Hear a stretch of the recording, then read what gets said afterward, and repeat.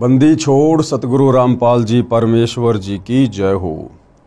परमपिता परमात्मा सारी सृष्टि के रचनहार कुल मालिक असंख्य ब्रह्मांडों के स्वामी जगत गुरु तीनों लोकों में प्रवेश करके सबका धारण पोषण करने वाले राजाधिराज आत्माधार नाथों के नाथ देवों के देव महादेव सर्वेश्वर महेश्वर मृत्युंजय अजरो अमर आदि अनादि सनातनी प्रभु जगत पिता जगदीश्वर श्री श्री 1008 की उपाधि के वास्तविक अधिकारी अकाल मूरत सौद स्वरूपी राम वासुदेव सर्वगतम ब्रह्म परम पूज्य प्रथम पूज्य परम संत परम पुरुष परम धनी परम दयालु सत्य कबीर हक्का कबीर अल्लाहु अकबर बाखबर अल्लाह ताला जगत के तारणहार जगत के मुक्तिदाता जगत के जगन्नाथ हारे के सहारे हिंदुओं के राम मुसलमानों के अल्लाह सिखों के वाहिगुरु ईसाइयों के मसीह दया के सागर दया निधि करुणा के सागर करुणा निधि स्वयंभू परिभू संकट मोचन कष्ट हरण मंगल करण दुख भंजन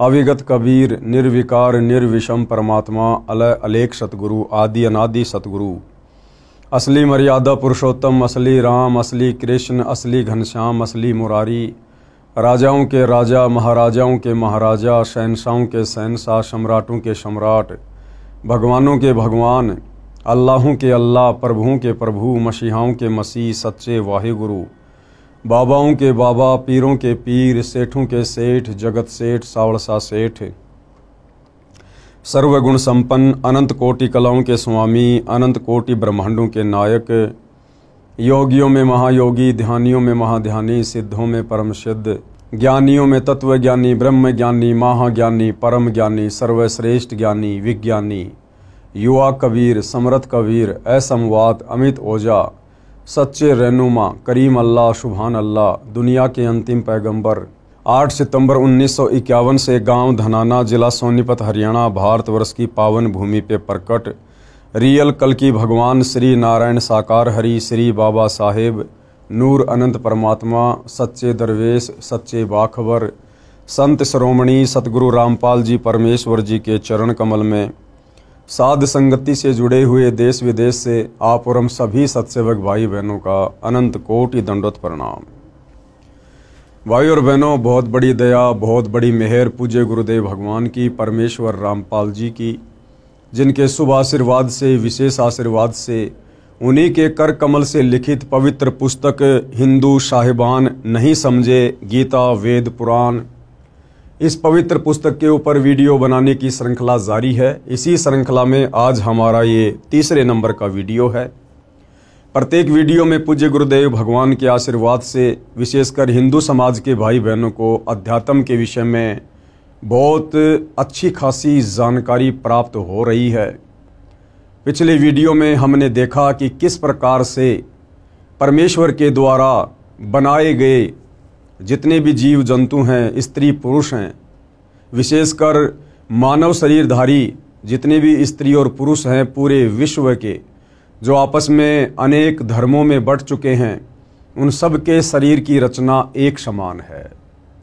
सभी के शरीर में बने कमल चक्रों में देवी देवताओं का वास है। उसके बाद पूज्य गुरुदेव ने हमें बताया कि सनातनी पूजा क्या है।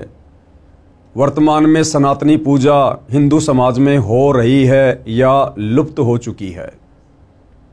तो बहुत सारी जानकारियां हमने प्राप्त की।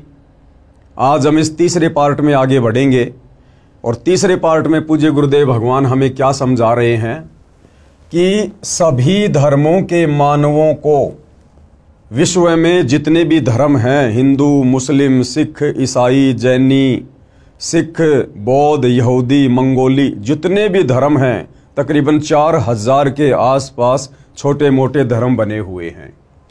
उन धर्मों में जितने भी मानव शरीरधारी स्त्री या पुरुष हैं, उन सबको कर्म फल तीनों देवता ही देते हैं। कौन से तीनों देवता? श्री ब्रह्मा श्री विष्णु श्री शिव जी। क्योंकि ये तीनों देवता एक ब्रह्मांड में 3 लोक के स्वामी हैं और हम इनके अंतर्गत एक ब्रह्मांड में रहते हैं। तो ये यहाँ के मैनेजर हैं तीनों। श्री ब्रह्मा जी रजोगुण के स्वामी हैं, श्री विष्णु जी सतोगुण के स्वामी हैं और श्री शिव जी ये तमोगुण के स्वामी हैं।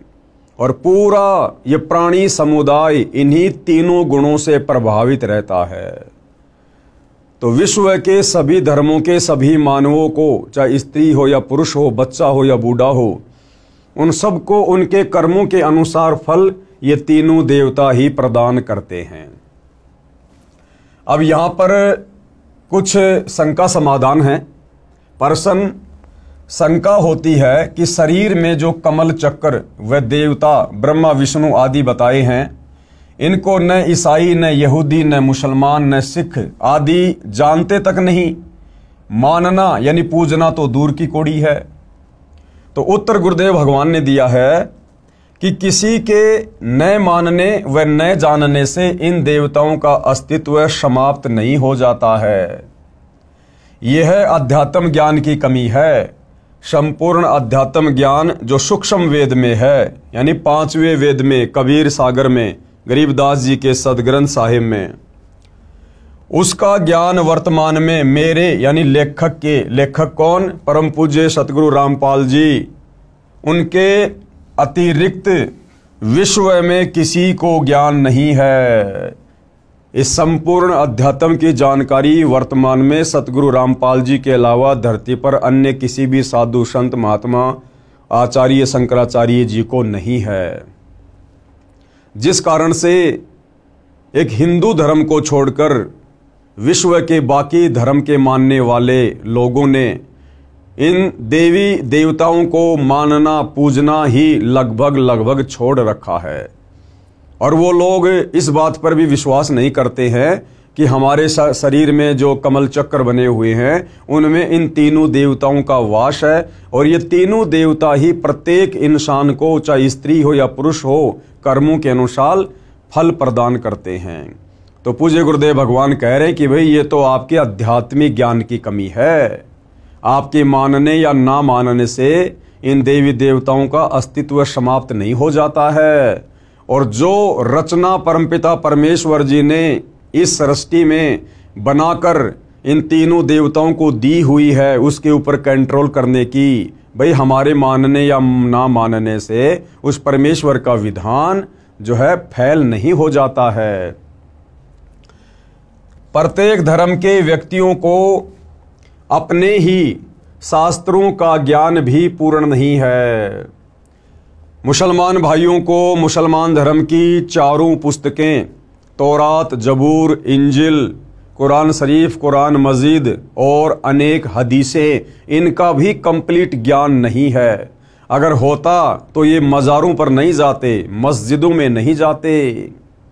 अगर हिंदुओं को चारों वेद और गीता और 18 पुराणों का ज्ञान होता तो ये मंदिरों में नहीं जाते, मूर्ति पूजा नहीं करते, पाखंड पूजा नहीं करते। अगर ईसाइयों को बाइबल का संपूर्ण ज्ञान होता या उनके धर्म गुरुओं को होता, पोप पादरियों को होता, तो ये कभी भी चर्च में नहीं जाते उस मसीहा को ढूंढने के लिए। और यदि सिखों को गुरु ग्रंथ साहिब का ज्ञान होता तो सिख आज अध्यात्म की ऊंचाइयों को छू रहे होते। गुरुद्वारे बना बना के इस प्रकार से खाली पाठ के ऊपर आश्रित होकर ना बैठ जाते। तो भाई और बहनों, ये संपूर्ण आध्यात्मिक ज्ञान केवल वर्तमान में सतगुरु रामपाल जी के पास है।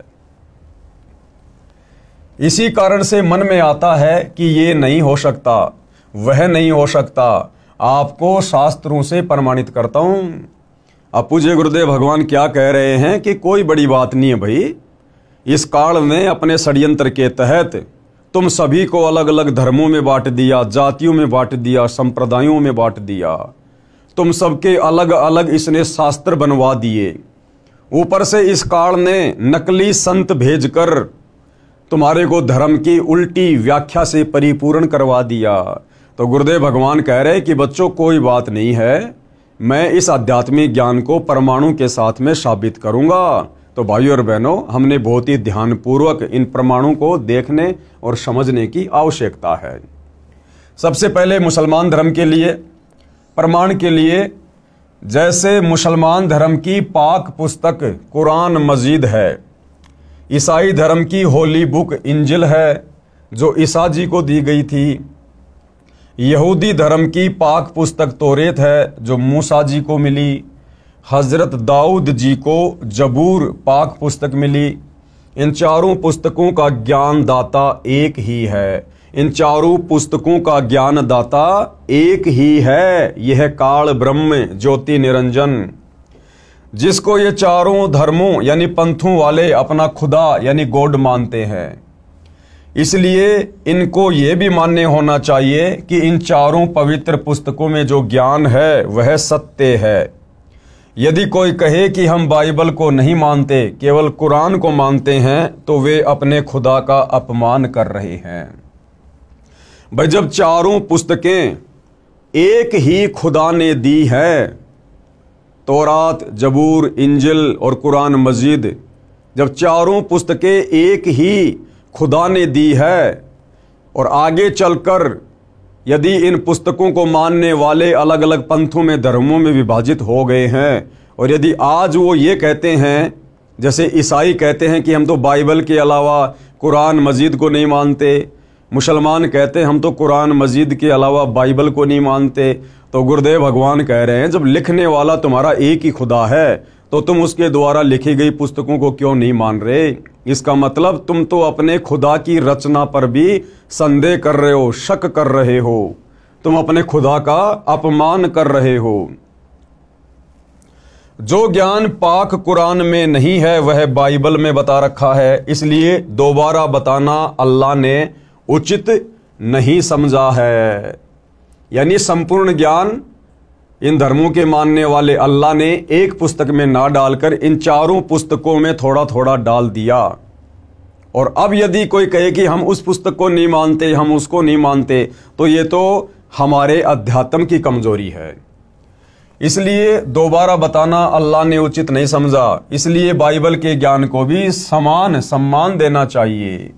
विशेष पहले यह स्पष्ट करना उचित समझता हूं कि पवित्र पुस्तक बाइबल कोई अलग शास्त्र नहीं है।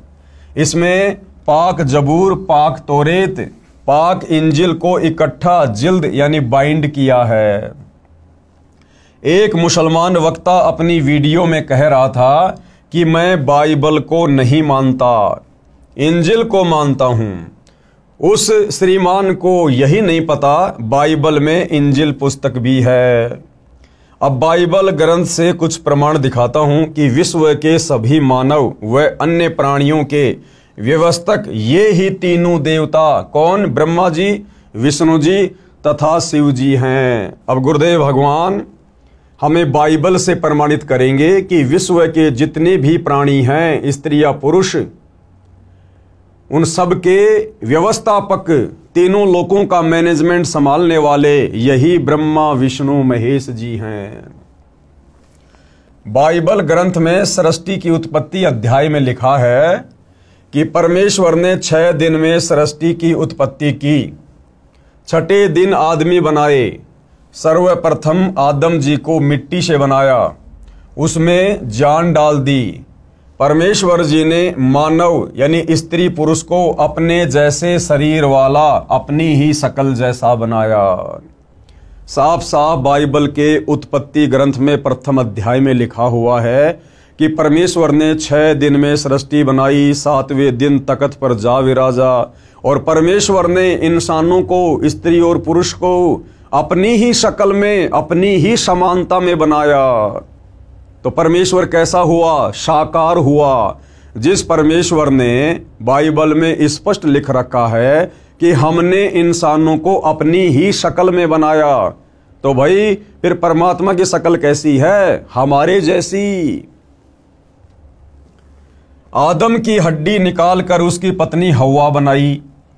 परमेश्वर ने 7वें दिन विश्राम किया, ऊपर तख्त पर जा बैठा। अब यदि अल्लाह यानी गॉड निराकार है, फॉर्मलेस है, जैसा कि मुसलमान भाई कहते हैं कि अल्लाह बेचून है यानी निराकार है, दिखाई नहीं देता।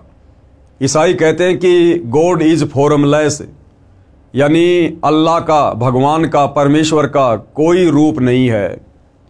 और यहाँ क्या लिखा जा रहा है बाइबल में कि 6 दिन में सृष्टि रचकर 7वें दिन परमेश्वर यानी अल्लाह तख्त पर जा विराजा, यानी सिंहासन पर जाकर बैठ गया। अब भाई यदि परमेश्वर अल्लाह निराकार है, दिखाई नहीं देता, उसका कोई आकार नहीं है, तो फिर तख्त पर बैठेगा कौन? तख्त पर वो बैठेगा जो साकार है। तो भाइयों और बहनों, ये सारी की सारी सच्चाई हमारे ही धर्मशास्त्रों में वर्णित है, लेकिन तत्व ज्ञान के अभाव में, सच्चे सतगुरु की शरण के अभाव में, और हम इन बातों को, इस गूढ़ आध्यात्मिक ज्ञान को समझ नहीं पाए। ऊपर तख्त पर जा बैठा, उसके पश्चात श्री ब्रह्मा जी, श्री विष्णु जी तथा श्री शिव जी का कार्य प्रारंभ हो गया। श्री ब्रह्मा जी ने बाबा आदम जी तथा उनकी पत्नी हवा जी को स्वर्ग में एक वाटिका में छोड़ दिया। उनको बताया कि आप बीच में लगे वृक्षों के फल नहीं खाना, यदि खाएं तो तुम मर जाओगे। वे दोनों वाटिका में रहने लगे। जिन वृक्षों के फल खाने को प्रभु ने मना किया था, उनके फल वे नहीं खाते थे। एक दिन सर्प आया। कौन आया? सर्प आया। ये शैतान आया सर्प का रूप धारण करके। एक दिन सर्प आया, उसने हवा तथा हजरत आदम जी से पूछा कि आप बीच वाले वृक्षों के फल क्यों नहीं खा रहे? आदम व हवा ने कहा कि इनको खाने को ईश्वर ने मना किया है, यानी परमेश्वर ने मना किया है। हम इनके फल खाएंगे तो हम मर जाएंगे। सर्प बोला, इनके फल खाने से तुम बिल्कुल नहीं मरोगे। इन वृक्षों के फल खाने से तुम्हें भले बुरे का ज्ञान हो जाएगा। यानी सर्प रूप में शैतान आदम जी और हवा को भ्रमित करने लगा, परमेश्वर का वचन तुड़वाने की कोशिश करने लगा। और भाइयों और बहनों, हम सतगुरु रामपाल जी परमेश्वर जी के सभी फॉलोवर को, उनके भक्तों को साथ साथ में बहुत ही गहरी शिक्षा भी लेकर आगे बढ़ना है। परमेश्वर ने 6 दिन में सृष्टि रची, 7वें दिन तख्त पे जा विराजा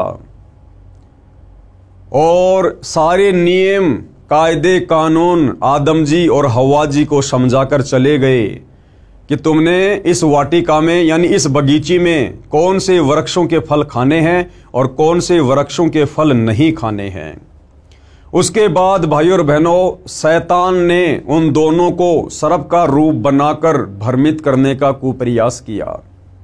तरह तरह से उनको बरगलाया, उनके मन में शंकाएं पैदा कर दी कि वो जो तुम्हारा परमेश्वर है ना, वो ये नहीं चाहता कि तुम भी हमारे में से एक हो जाओ, तुम भी अमर हो जाओ। इसलिए उन्होंने तुम्हें मना किया है, क्योंकि ये बीच वाले जो फल हैं ये अमर फल हैं, इनको खाने से इंसान अमर हो जाता है, और तुम्हारा परमेश्वर नहीं चाहता कि तुम अमर हो जाओ। तो इस प्रकार से सर्प ने उसको भ्रमित किया। भाइयों और बहनों, आज वही परमपिता परमेश्वर जिन्होंने 6 दिन में सृष्टि रची और 7वें दिन तख्त पर जा विराजे थे, कबीर देव सत्य पुरुष परम अक्षर ब्रह्म, आज वही परम अक्षर ब्रह्म सतगुरु रामपाल जी के रूप में धरती पर प्रकट हैं। और आज पूज्य गुरुदेव भगवान ने हमें अध्यात्म के साथ साथ बहुत सारे नियम भी बताए हैं, मर्यादाएं भी बताई हैं, जिनको गुरु वचन कहते हैं। अब भाइयों और बहनों, ये काल किसी न किसी के माध्यम से, किसी न किसी के रूप में, किसी न किसी को प्रेरणा करके हम सत भक्ति करने वाली आत्माओं से वो नियम तुड़वाने का प्रयास करेगा, हमारे मन में शंकाएं पैदा करेगा या करवाएगा। तो आप और हम भगत भाई बहनों ने भी वर्तमान में दृढ़ता के साथ भक्ति मार्ग पर टिके रहना है। और जो आज्ञा हमें पूज्य गुरुदेव भगवान ने अपने सत्संगों के माध्यम से दे दी है, जो नियम और मर्यादा हमारे ऊपर लागू कर दिए गए हैं, हमने उन्हीं नियम और मर्यादाओं में रहकर, गुरु वचन के अंतर्गत रहकर इस सत भक्ति को सफल करने की दिशा में आगे बढ़ना है। इन वृक्षों के फल खाने से तुम्हें भले बुरे का ज्ञान हो जाएगा। ईश्वर नहीं चाहता कि तुम्हें भले बुरे का ज्ञान हो। सर्प की बात मानकर दोनों ने भले बुरे का ज्ञान करवाने वाले वृक्षों के फल खा लिए।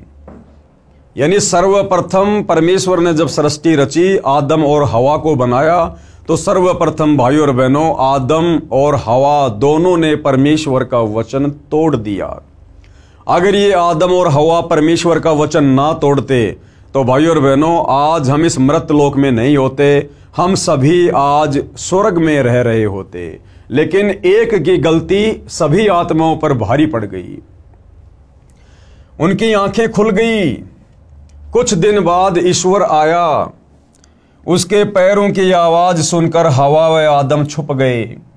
उनको पता चल गया था कि नंगा रहना अच्छा नहीं होता, क्योंकि उस वाटिका के बीच वाले पेड़ों के फल खाने से, जिनको खाने के लिए परमेश्वर ने मना किया था, जब आदम और हवा ने खा लिए तो उनकी वो दृष्टि खुल गई, उनको भले बुरे का ज्ञान हो गया।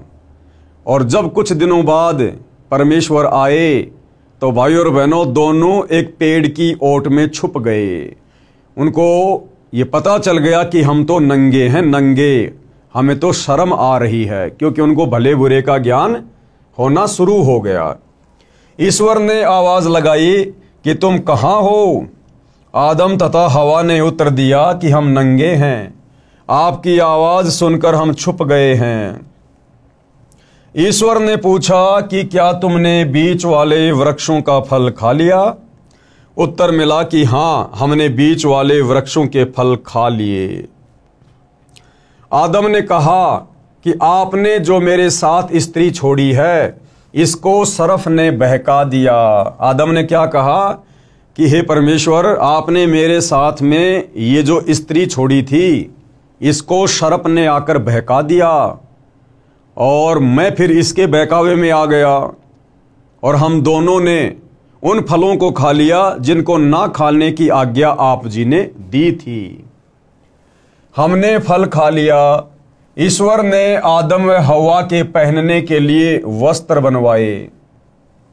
ईश्वर ने कहा कि मानव को भले बुरे का ज्ञान हो गया है, कहीं ये अमर होने वाले वृक्षों के फल खा ले और हम में से एक के समान हो जाए। इसलिए आदम जी व हवा जी को स्वर्ग से निकाल दिया।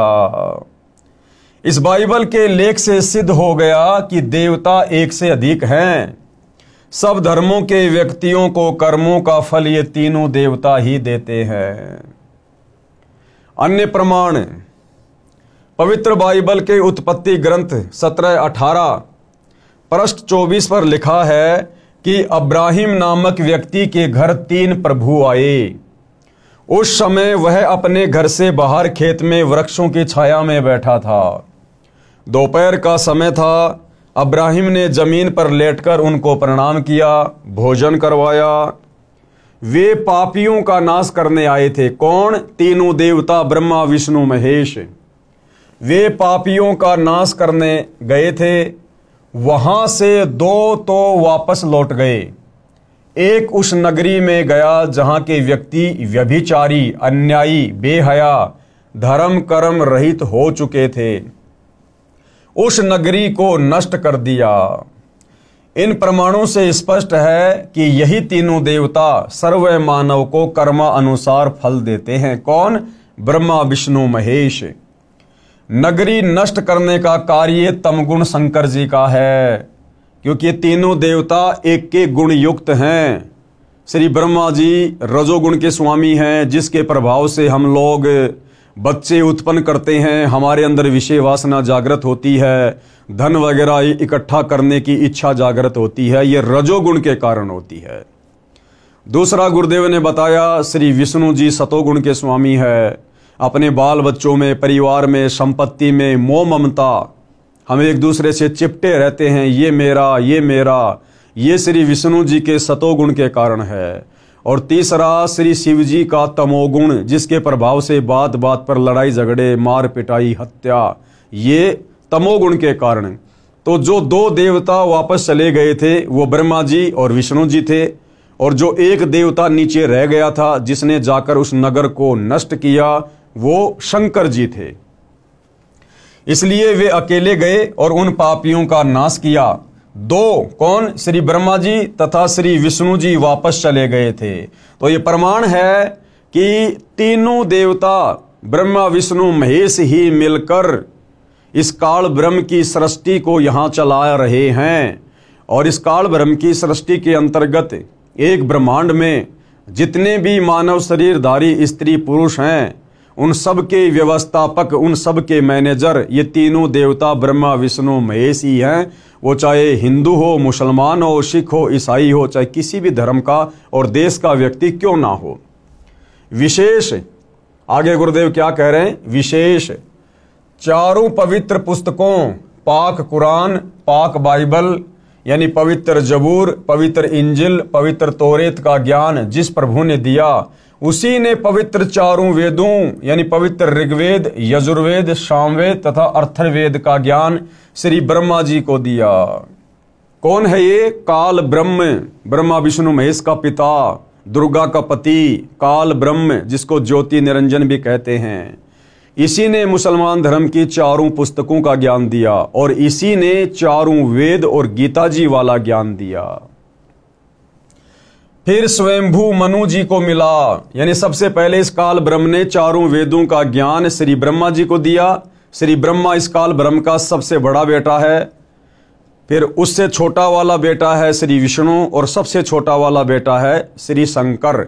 यानी ये ब्रह्मा विष्णु महेश ये तीनों सगे भाई हैं। इनका पिता काल ब्रह्म है जो सबके समक्ष नहीं आता है, उसको श्राप लगा हुआ है। वो जब हम आगे सृष्टि रचना पढ़ेंगे तब हमें पता चलेगा। और फिर श्री ब्रह्मा जी ने अपने वंशज मनु को, जो कि सतयुग में हुए, फिर वो ज्ञान चारों वेदों वाला ब्रह्मा जी ने स्वयंभू मनु जी को दिया। वेदों में चक्रों यानी कमलों का ज्ञान है परंतु अधूरा है, क्योंकि चारों वेदों में संपूर्ण आध्यात्मिक ज्ञान नहीं है। इसीलिए परमपिता परमेश्वर कबीर साहिब जी को, परम अक्षर ब्रह्म को, सत्य पुरुष को स्वयं तत्वदर्शी संत का रूप धारण करके पृथ्वी पर चारों वेदों से ऊपर का ज्ञान देने के लिए आना पड़ता है। सूक्ष्म वेद में संपूर्ण अध्यात्म ज्ञान है, उसी से कमल चक्रों का संपूर्ण ज्ञान पहले लिख दिया है। पवित्र वेदों का ज्ञान इन चारों पाक पुस्तकों तौरेत, जबूर, इंजिल तथा कुरान से पहले का है। इसलिए प्रभु ने इन पुस्तकों में दोबारा बताना उचित न समझा। सूक्ष्म वेद पांचवा वेद है। सूक्ष्म वेद कौन सा वेद है? पांचवा वेद। उसमें संपूर्ण अध्यात्म ज्ञान है, उसमें कमलों का वर्णन विस्तार से कहा है। वह संपूर्ण ज्ञान न वेदों में है, न गीता में, न पुराणों में, न कुरान में, न बाइबल में। क्योंकि गीता ज्ञान देने वाले ने गीता अध्याय 4 श्लोक 34 में कहा है कि तत्व ज्ञान जो गीता में नहीं है उसको तत्वदर्शी संतों के पास जाकर प्राप्त कर। भाइयों और बहनों, गीता का ज्ञान वेदों वाला ही ज्ञान है, यानी चारों वेदों का निष्कर्ष पवित्र गीता जी है। और संपूर्ण आध्यात्मिक ज्ञान ना तो चारों वेदों में है, फिर गीता जी में होगा कहां से? इसीलिए गीता ज्ञान देने वाले भगवान ने गीता अध्याय 4 श्लोक 34 में कहा है कि हे अर्जुन, उस तत्व ज्ञान को प्राप्त करने के लिए, समझने के लिए तू तत्वदर्शी संतों की खोज कर।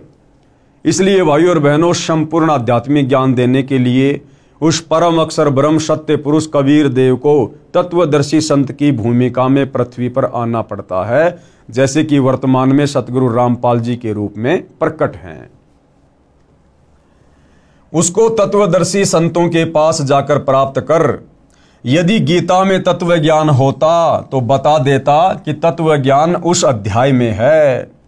इसी प्रकार कुरान मजीद में सूरत फुरकानी 25 आयत नंबर 52 से 59 में कहा है कि जिस परमात्मा ने 6 दिन में सृष्टि रची, 7वें दिन तख्त पर जा विराजा, उसकी खबर किसी बाखबर यानी तत्वदर्शी संत से पूछो।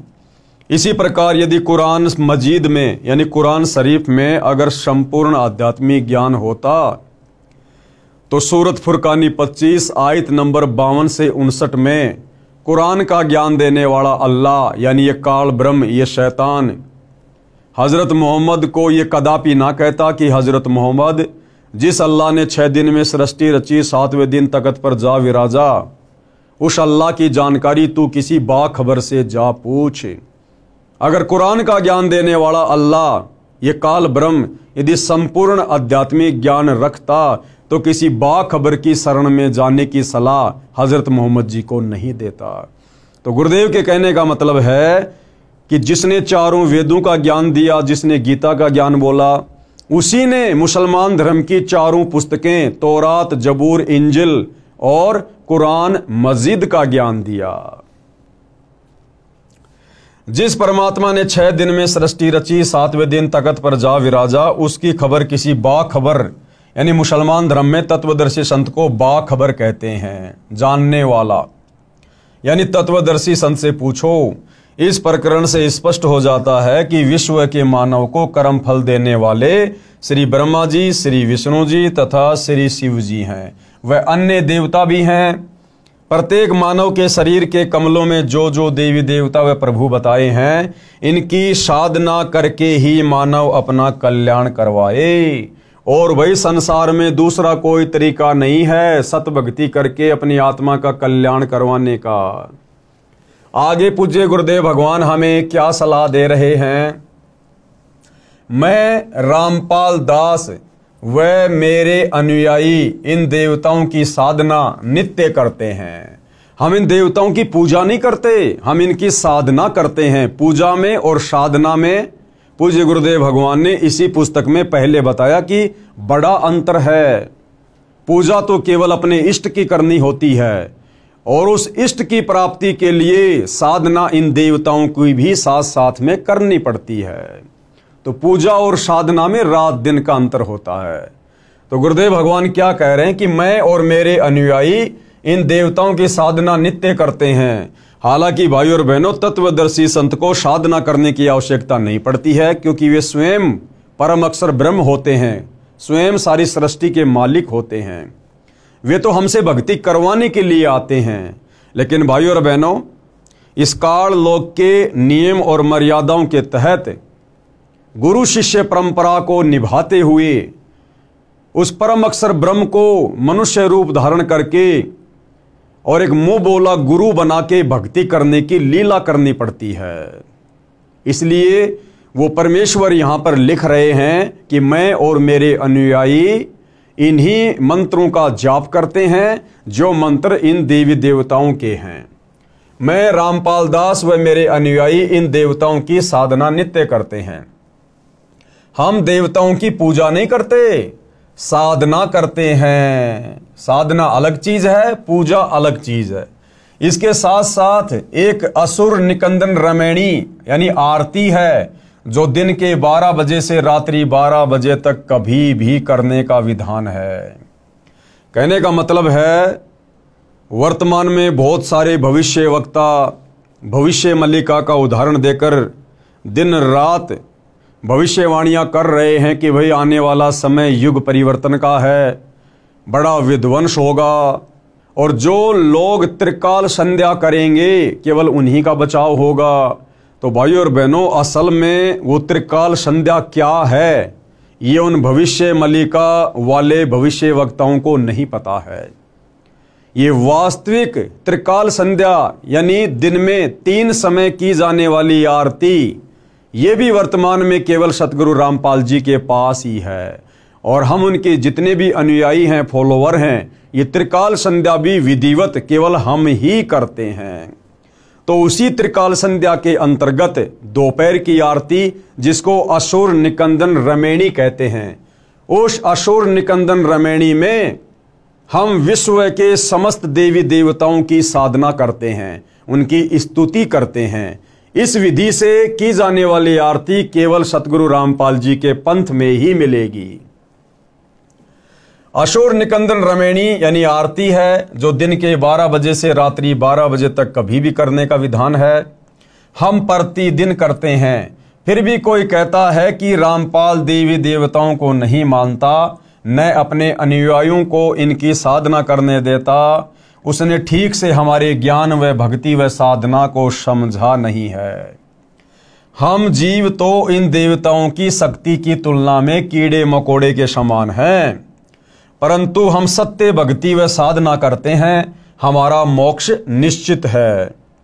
जो दास के द्वारा बताई शास्त्र प्रमाणित साधना व पूजा करेगा, उसका भी पूर्ण मोक्ष हो जाएगा।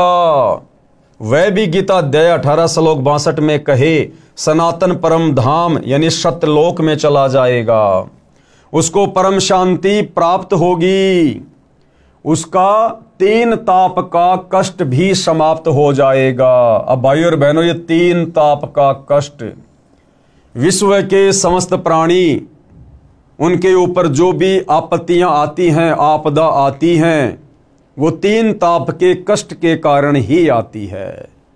और ये तीन ताप के कष्ट हैं दैहिक, दैविक और आध्यात्मिक, जिनका खुलासा आगे पूज्य गुरुदेव भगवान करेंगे। दैहिक यानी शरीर में आने वाले कष्ट, दैविक यानी किसी देवी देवता का रुष्ट हो जाना, और आध्यात्मिक किसी के द्वारा जादू जंत्र करवा देना, टोना टोटका करवा देना, मूठ वगैरह करवा देना। ये तीन ताप के कष्ट होते हैं जिससे मनुष्य शरीरधारी प्राणियों को दुखी किया जाता है। तो ये तीन ताप के कष्ट भी यदि इस पृथ्वी पर समूल रूप से नष्ट होते हैं तो केवल जगत गुरु तत्वदर्शी सतगुरु रामपाल जी की सत्य साधना करने से दूसरा धरती पर कोई उपाय नहीं है। तो क्या कह रहे हैं गुरुदेव? तीन ताप का कष्ट भी समाप्त हो जाएगा जो जीव के दुखों का मूल है।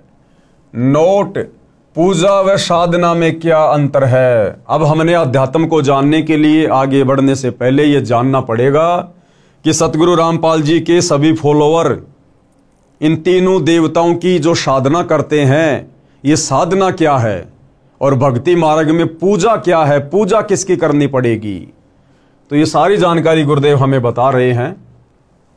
पूजा व साधना में क्या अंतर है, कृपया आप जी पढ़ें इसी पुस्तक के पेज नंबर 179 पर, जो हम आगे की वीडियो में पढ़ेंगे। यहां केवल 2 शब्द हैं, यानी संक्षिप्त वर्णन है। जो प्रार्थना हम करते हैं उसका कुछ अंश यहां लिखता हूं। जैसे दोपहर की आरती में हम भगत भाई बहन जो समस्त देवी देवताओं की स्तुति करते हैं, वंदना करते हैं, संक्षेप में गुरुदेव भगवान थोड़ा बहुत उस आरती को यहां लिख रहे हैं, ताकि प्रथम बार सतगुरु रामपाल जी की पुस्तकें पढ़ने वाला, उनके सत्संग सुनने वाला किसी भी प्रकार की शंका में ना रहे, भ्रमणा में ना रहे कि भाई सतगुरु रामपाल जी तो देवी देवताओं की पूजा छुड़वाते हैं, उनकी साधना छुड़वाते हैं। ऐसा कुछ भी नहीं है। सतगुरु रामपाल जी देवी देवताओं की वास्तविक साधना करवाते हैं। और हम सभी भगत भाई बहन जो सतगुरु रामपाल जी के फॉलोवर हैं, जो दोपहर की आरती करते हैं, उसमें इन समस्त देवी देवताओं का जिक्र है। मैं लेखक देवी देवताओं का सम्मान करता हूं। हम सभी सतगुरु रामपाल जी के फॉलोवर समस्त देवी देवताओं का सम्मान करते हैं, आदर करते हैं, लेकिन पूजा हम केवल अपने गुरुदेव भगवान की करते हैं, अपने इष्ट की करते हैं। पूजा केवल परमेश्वर की करनी होती है, बाकी आदर सम्मान हम सबका करते हैं। मैं तथा मेरे अनुयायी प्रतिदिन विश्व के सभी देवी तथा देवताओं का सम्मान व उनकी स्तुति करते हैं। प्रमाण के लिए दोपहर की स्तुति के कुछ अंश। सत्य पुरुष समर्थ ओंकारा, अदली पुरुष कबीर हमारा, यानी जिसकी हमने पूजा करनी है वो हमारा इष्ट है कबीर, जो वर्तमान में तत्वदर्शी संत का रोल कर रहे हैं, यानी तत्वदर्शी संत की भूमिका कर रहे हैं सतगुरु रामपाल जी। ये स्वयं कबीर परमेश्वर हैं। तो पूजा तो हमने केवल अपने गुरुदेव भगवान की करनी है, उनके अनुसार बताई गई ही हमने भक्ति करनी है। बाकी आदर सम्मान हम सभी देवी देवताओं का करते हैं, उनके भी मंत्र जाप करते हैं। सत्य पुरुष समर्थ ओंकारा, अदली पुरुष कबीर हमारा, आदि युगादि दया के सागर, काल कर्म के मोचन आगर, दुख भंजन दरवेश दयाला, असुर निकंदन करे पैमाला, आव खाक पावक और पोना, गगन सुन्न दरियाई दोना, धर्म राय दरबानी चेरा, सुर असुरों का करे निबेरा, सत का राज धर्म राय कर ही, अपना किया सभय दंड भर ही, शंकर शेष और ब्रह्मा विष्णु। ये देखिएगा, हम लोग जो दोपहर की आरती करते हैं, जो दोपहर की संध्या करते हैं, उसमें विश्व के तमाम देवी देवताओं की स्तुति आ जाती है। कुछ एक के नाम लिख दिए जाते हैं, कुछ एक की वैसे सूक्ष्म रूप से हो जाती है। शंकर, शंकर यानी श्री शंकर जी, शंकर, शेष यानी शेषनाग, और ब्रह्मा और विष्णु। शंकर, शेष और ब्रह्मा विष्णु नारद सारद जाउर रसनम, नारद यानी नारद जी और शारद यानी शारदा देवी सरस्वती। गौरीज और गणेश गोसाई, गौरीज यानी गौरीजा शंकर जी की पत्नी और गणेश शंकर जी के पुत्र।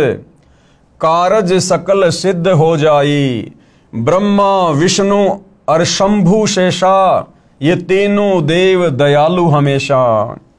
सावित्री और लक्ष्मी गौरा, सावित्री यानी श्री ब्रह्मा जी की पत्नी, लक्ष्मी यानी श्री विष्णु जी की पत्नी और गौरा यानी श्री शंकर जी की पत्नी।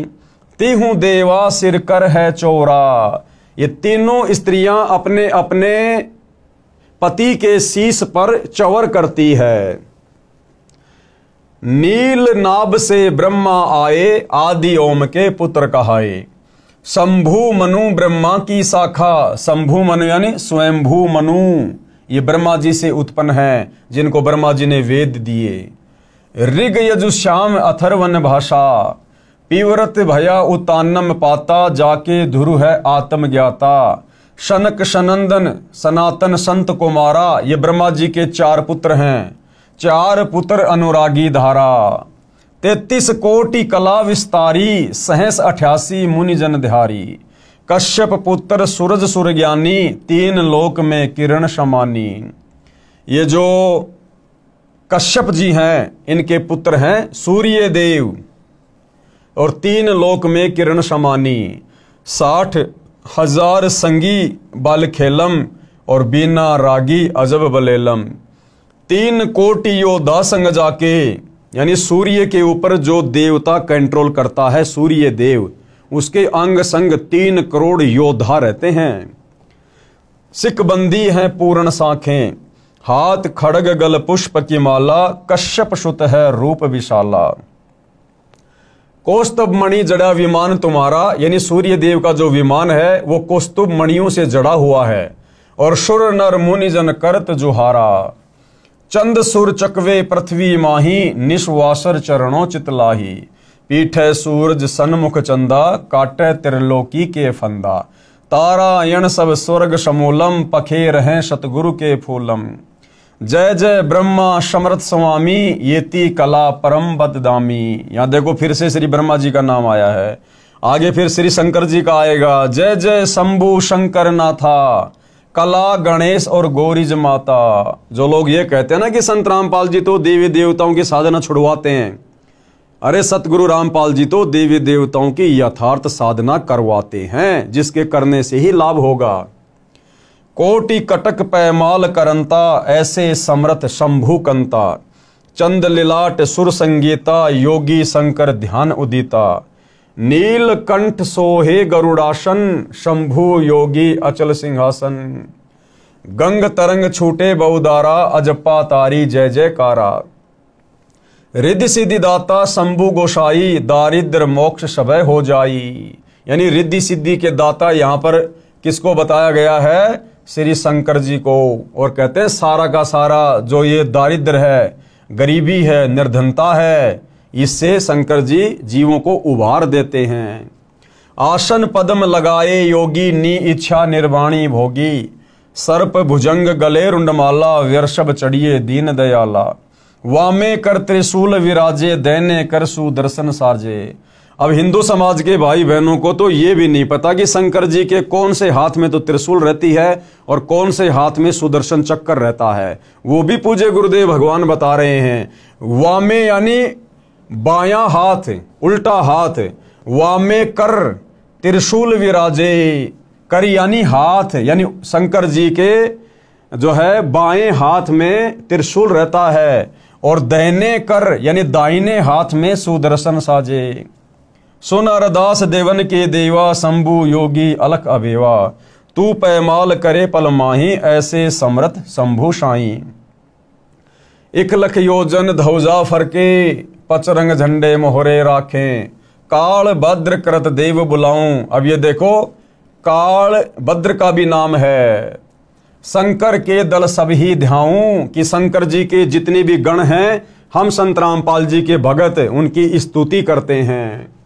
भैरव क्षेत्रपाल पलितम, देखो आपके भैरव का भी नाम आ गया यहाँ पर। भैरव क्षेत्रपाल पलितम भूत अरुदेत चढ़े संगीतम, जो कि शंकर जी की सेना में शामिल हैं। राक्षस भंजन बिरद तुम्हारा, शंकर जी को कहा जा रहा है कि राक्षसों का संहार करना तुम्हारा कार्य है। जो लंका पर पद्म 18, जिस प्रकार आपने राम रावण युद्ध के समय 18 पद्म सेना भेजी थी। कोट्यों गंधर्व कमंद चढ़ावे, शंकर दल गिनती नहीं आवे। मारे हाक दहाक चिंगारे, अग्नि चकर बाणों तन जारे। कंप्या शेष धरणी थरनानी, जा दिन लंका घाली घानी। तुम शंभु ईसन के ईसा, व्यर्सभ चढ़िए विश्वे बीसा। इंद्र कुबेर और वरुण बुलाऊं, ये देखिए इंद्र देवताओं का राजा, ये कुबेर धन का देवता, वरुण जल का देवता। इंद्र कुबेर और वरुण बुलाऊं, राप्ती सवेत सिंहासन ल्याऊं। इंद्र दल बादल दरियाई, 96 कोटि की हुई चढ़ाई। सुरपति चढ़े इंद्र अनुरागी, अनंत पदम गंधर्व बड़वागी। कृष्ण भंडारी चढ़े कुबेरा, अब दिल्ली मंडल बोर्यों फेरा। वरुण विनोद चढ़े ब्रह्मज्ञानी, कला संपूर्ण 12 बाणी। धर्मराय आदि युगादि चेरा, 14 कोटि कटक दल तेरा। चित्रगुप्त के कागज माही, जेता उपजा सतगुरु साई। सातों लोकपाल का रासा, उर्मे धरिये साधु दासा। विष्णुनाथ है असुर निकंदन, संतों के सब काटे फंदन। नरसिंह रूप धरे गुरु राया, हिरणा कुशकु मारण धाया। शंख चक्र गदा पद्म विराजे, भाल तिलक जाके उर साजे। ये आपके विष्णु जी की महिमा की जा रही है। वाहन गरुड़ किरसन अश्वारा, लक्ष्मी ढोरे चवर अपारा। रावण अहिरावण से मारे, सेतु बांध सेना दल तारे। जरासिंध और बाली खपाए, कंस के चानोर हराए। और काली दैमे नागी नाथा, शिशुपाल चकर से काट्या माथा। काल यवन मथुरा पर धाये, 18 कोटि कटक चढ़ आए। और मुचकंद पर पीतांबर डार्या, काल यवन जहां बेग सिंहार्या। परशुराम 52 अवतारा, ये आपके परशुराम जी का भी नाम ले दिया गया है। और कोई न जाने भेव तुम्हारा, शंखासुर मारे निर्वाणी, बरहा रूप धरे परवानी। राम अवतार रावण की बेरा, ये त्रेता युग में जन्मे विष्णु अवतार रामचंद्र जी का भी जिक्र कर दिया। राम अवतार रावण की बेरा। और ये आपके हनुमान जी का नाम भी आ गया, हनुमत हाका सुनी सुमेरा। अब बताओ आप ये कैसे कह सकते हो कि सतगुरु रामपाल जी देवी देवताओं की साधना छुड़वाते हैं? बताइए, आपके तमाम मुख्य देवी देवताओं की हम सतगुरु रामपाल जी के भगत रोजाना त्रिकाल संध्या के अंतर्गत जो दोपहर की आरती है, उसमें रोजाना हम इनकी स्तुति कर रहे हैं, हम इनकी साधना कर रहे हैं। और पूजा अपने इष्ट की करते हैं, कबीर देव की, अपने गुरुदेव भगवान की। तो भाई और बहनों, अध्यात्म को अच्छे से समझने की आवश्यकता है। अब आगे क्या कह रहे हैं गुरुदेव भगवान? गीता ज्ञान दाता से अन्य पूर्ण परमात्मा का प्रमाण। यानी अभी तक हिंदू समाज में विशेषकर यही धारणा है कि गीता जी का ज्ञान श्री कृष्ण ने दिया। जबकि भाई और बहनों, आप इस पुस्तक को धीरे धीरे आगे पढ़ेंगे और साथ में सतगुरु रामपाल जी के सत्संग सुनते रहेंगे यूट्यूब पर, मोबाइल में, तो आप जियों को क्लियर हो जाएगा प्रमाणों के साथ में कि गीता जी का ज्ञान श्री कृष्ण जी ने नहीं, बल्कि श्री कृष्ण जी के अंदर प्रेत की तरह प्रवेश करके इस काल ब्रह्म ने सारा ज्ञान बोला। ये गीता जी की अध्याय और श्लोक दिखाकर आप जियों को क्लियर किया जाएगा। तो गीता का ज्ञान बोलने वाला कौन? ये काल ब्रह्म, जो कि ब्रह्मा विष्णु महेश का पिता है, दुर्गा का पति है। उसी ने मुसलमान धर्म की 4 पुस्तकों का ज्ञान दिया, उसी ने 4 वेद और गीता जी का ज्ञान दिया।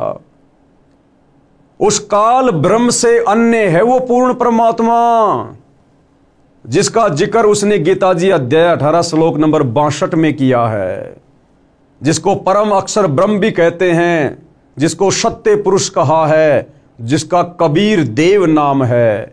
जो कबीर देव वर्तमान में सतगुरु रामपाल जी के रूप में धरती पर प्रकट हैं।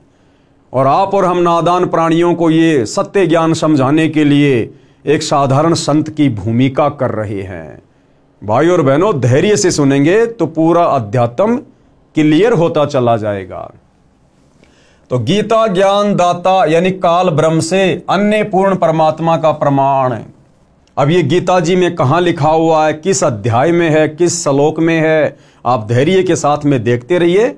और यदि आपने गीता जी को खरीद लिया है तो आप गीता जी से साथ साथ में अध्याय और श्लोक मिलान भी करते रहिए। हमारा इष्ट यानी पूज्य परम अक्षर ब्रह्म है। परम अक्षर ब्रह्म कौन? कबीर देव, सत्य पुरुष।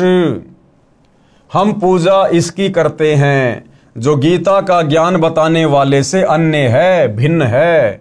वह पूर्ण परमात्मा है, अविनाशी है। अविनाशी यानी जिसका कभी विनाश नहीं होता, और सबका धारण पोषण करने वाला है। तीनों लोकों में प्रवेश करके सबका धारण पोषण कौन करता है? ये परम अक्षर ब्रह्म, सत्य पुरुष कबीर देव। तथा सम्मान साधना प्रधान देवताओं का भी करते हैं। यानी हम सतगुरु रामपाल जी के भगत पूजा तो करते हैं परम अक्षर ब्रह्म की, कबीर देव की, लेकिन सम्मान और साधना ये जो प्रधान देवी देवता हैं जिनका वास हमारे शरीर में बने उन कमलों में है, हम उनका भी करते हैं।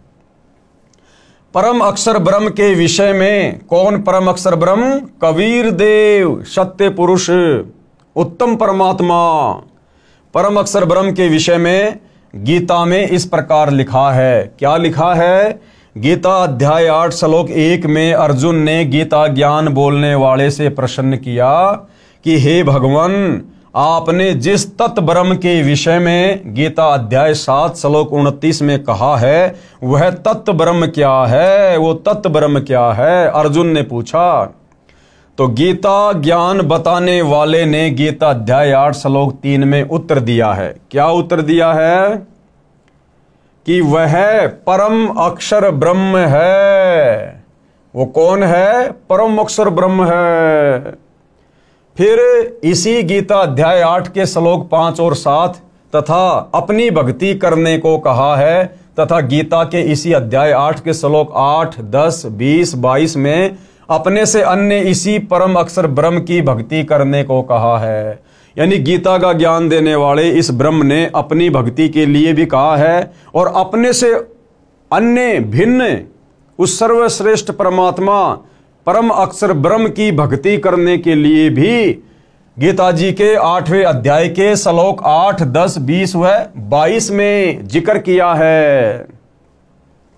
इसके विषय में गीता अध्याय 2 श्लोक 17, गीता अध्याय 15 श्लोक 17 में बताया है। परम अक्षर ब्रह्म को गीता बोलने वाले ने सबका धारण पोषण करने वाला तथा परमात्मा कहा है। अब देख लो भाई और बहनों, गीता का ज्ञान देने वाले ने, गीता का ज्ञान देने वाले ने उस परम अक्षर ब्रह्म को ही सबका धारण पोषण करने वाला और परमात्मा बताया है। परम अक्षर ब्रह्म को, किसको? परम अक्षर ब्रह्म को, कबीर देव को, सत्य पुरुष को गीता बोलने वाले ने सबका धारण पोषण करने वाला तथा परमात्मा कहा है। अगर ये गीता ज्ञान देने वाला ब्रह्म खुद ही परमात्मा होता, सबका धारण पोषण करने वाला होता, तो अपने से अन्य उस परम अक्षर ब्रह्म को सबका धारण पोषण करने वाला और परमात्मा कहकर संज्ञा ना देता। और यह भी कहा है कि यही वास्तव में अविनाशी है। ये काल ब्रह्म खुद भी अविनाशी नहीं है, इसकी भी जन्म और मृत्यु होती है। भाई और बहनों, अभी हम केवल भूमिका में पढ़ रहे हैं। भूमिका समाप्त होने के बाद जब हम इस पवित्र पुस्तक हिंदू साहिबान नहीं समझे गीता वेद पुराण में आगे बढ़ेंगे, तो साथ साथ में पूज्य गुरुदेव भगवान गीता के श्लोक दिखाएंगे, अध्याय बताएंगे, और आंखों देखकर हमें फिर विश्वास होगा कि वास्तव में गीता ज्ञान देने वाला भगवान कंप्लीट नहीं है। और गीता का ज्ञान श्री कृष्ण ने नहीं बोला। श्री कृष्ण जी का तो केवल शरीर काम में लिया गया था। उस शरीर के अंदर प्रेत की तरह प्रवेश करके इनके पिता यानी ब्रह्मा विष्णु महेश के पिता इस काल ब्रह्म ने वो ज्ञान दिया। और ये जो काल ब्रह्म है, ये भी गीता जी में कहता है कि अर्जुन, मैं भी अविनाशी नहीं हूं, मेरा भी जन्म और मृत्यु होती है। तो आगे हम अपनी आंखों से देखेंगे कि गीता के किस अध्याय में और किन किन श्लोकों में ये जानकारी है। यह भी कहा है कि यही वास्तव में अविनाशी है, पुरुषोत्तम है। पुरुषोत्तम यानी पुरुष यानी भगवान, और पुरुषोत्तम यानी भगवानों में सर्वश्रेष्ठ भगवान कौन? परम अक्षर ब्रह्म कबीर देव, जिसको मारने में कोई सक्षम नहीं है, जिससे संसार व्याप्त है। यानी सारे संसार की रचना उसी परम अक्षर ब्रह्म ने की है, कबीर देव ने की है। जो मेरे से अन्य है, यानी गीता ज्ञान देने वाला कह रहा है कि वो मेरे से भिन्न है, अलग है अर्जुन। गीता अध्याय 18 श्लोक 62 में उसी की शरण में जाने को कहा है। गीता का ज्ञान देने वाला काल ब्रह्म स्वयं कह रहा है अध्याय 18 श्लोक 62 में कि अर्जुन, अगर तुझे उस सनातन परम धाम की प्राप्ति करनी है, जहां जाने के बाद साधक लौटकर इस गंदे लोक में, मेरे लोक में नहीं आता, जन्म मरण के चक्कर में नहीं रहता, गधा कुत्ता सुअर नहीं बनता, उसके लिए तू उस परम अक्षर ब्रह्म की शरण में चला जा। यानी अपने से अन्य दूसरे परमेश्वर की शरण में जाने को गीता का ज्ञान देने वाला ये ब्रह्म कह रहा है। गीता अध्याय 18 श्लोक 62 में उसी की शरण में जाने को कहा है। पेश है प्रमाण के लिए गीता अध्याय 7 श्लोक 29, गीता अध्याय 8 श्लोक 1, 3, 5, 10, 20 और 22 तथा गीता अध्याय 15 श्लोक 17, गीता अध्याय 2 श्लोक 17 की फोटो कॉपी। अब भाई और बहनों, सारे के सारे जो प्रमाण है वो आपकी आंखों के सामने रखे जा रहे हैं। एक एक प्रमाण को आप जी देखते चलिएगा, जिसके अनुवादक जय दयाल गोविंदका हैं तथा प्रकाशक व मुद्रक गीता प्रेस गोरखपुर है। यानी गीता प्रेस गोरखपुर से प्रकाशित हिंदू समाज की जितनी भी धार्मिक पुस्तकें हैं, निसंदेह पूरा हिंदू समाज उनको सत्य मानता है, ऑथेंटिक मानता है। गीता अध्याय 7 श्लोक 29 की फोटोकॉपी। क्या लिखा हुआ है? जरा मरण मोक्षाय माम आश्रित यतंती ये ते ब्रह्म तत्व विदु कृतनाम अध्यात्म कर्म च अखिलम। और बिल्कुल संस्कृत के सामने हिंदी भी लिखी हुई है ताकि समझने में कोई दिक्कत ना रहे। तो ये जो काल ब्रह्म है जिसने गीता जी का ज्ञान दिया, तो ये काल ब्रह्म क्या कह रहा है? अपने से अन्य किसी और को परमात्मा बता रहा है।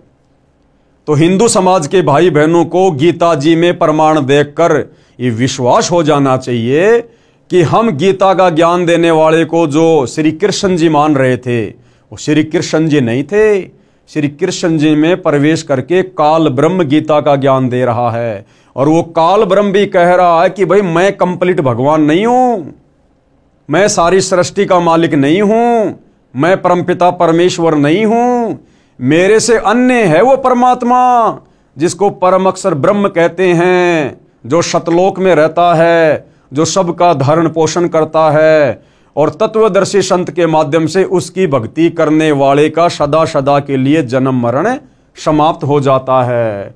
तो क्या कह रहा है गीता ज्ञान देने वाला भगवान? जो मेरे शरण होकर जरा और मरण से छूटने के लिए यत्न करते हैं, वे पुरुष उस ब्रह्म को, ब्रह्म यानी भगवान को, संपूर्ण अध्यात्म को तथा संपूर्ण कर्मों को जानते हैं। बिल्कुल क्लियर कर दिया है। अब आप जी ध्यान से पढ़िएगा आगे। गीता अध्याय 8 श्लोक 1 की फोटोकॉपी। किम तत् ब्रह्म किम अध्यात्म किम कर्म पुरुषोत्तम अधिभूतम च किम प्रोक्तम अधिदेवम किम उच्चते। इस प्रकार भगवान के वचनों को न समझकर अर्जुन बोले। क्या बोले? हे पुरुषोत्तम। क्योंकि अर्जुन को ज्ञान नहीं था, अर्जुन को तत्व ज्ञान नहीं था, इसलिए अर्जुन श्री कृष्ण जी को ही पुरुषोत्तम कह रहा है। तो अर्जुन ने क्या कहा कि हे पुरुषोत्तम, वह ब्रह्म क्या है, वो परमात्मा क्या है, वो भगवान क्या है, और अध्यात्म क्या है, और ये कर्म क्या है। अधिभूत नाम से क्या कहा गया है और अधिदेव किसको कहते हैं। यानी अर्जुन ने अपनी शंका जाहिर की, तो अब इसका जवाब गीता ज्ञान देने वाला भगवान ये काल ब्रह्म गीता अध्याय 8 श्लोक 3 में बता रहा है। अक्षरम ब्रह्म परमम स्वभावम अध्यात्मम उच्यते भूत भावो द्वैकर विसर्ग क्रम सच्चित्ते। क्या कहा जा रहा है? इस प्रकार अर्जुन के प्रश्न करने पर श्री भगवान बोले, यानी काल ब्रह्म ने जवाब दिया। और क्या कहा कि वो ब्रह्म क्या है, वो तत्व ब्रह्म क्या है? कहते हैं वो परम अक्षर ब्रह्म है, कि वो तो परम अक्षर ब्रह्म है, जो सर्वश्रेष्ठ परमात्मा है, तीनों लोकों में प्रवेश करके सबका धारण पोषण करने वाला है, वो परम अक्षर ब्रह्म है।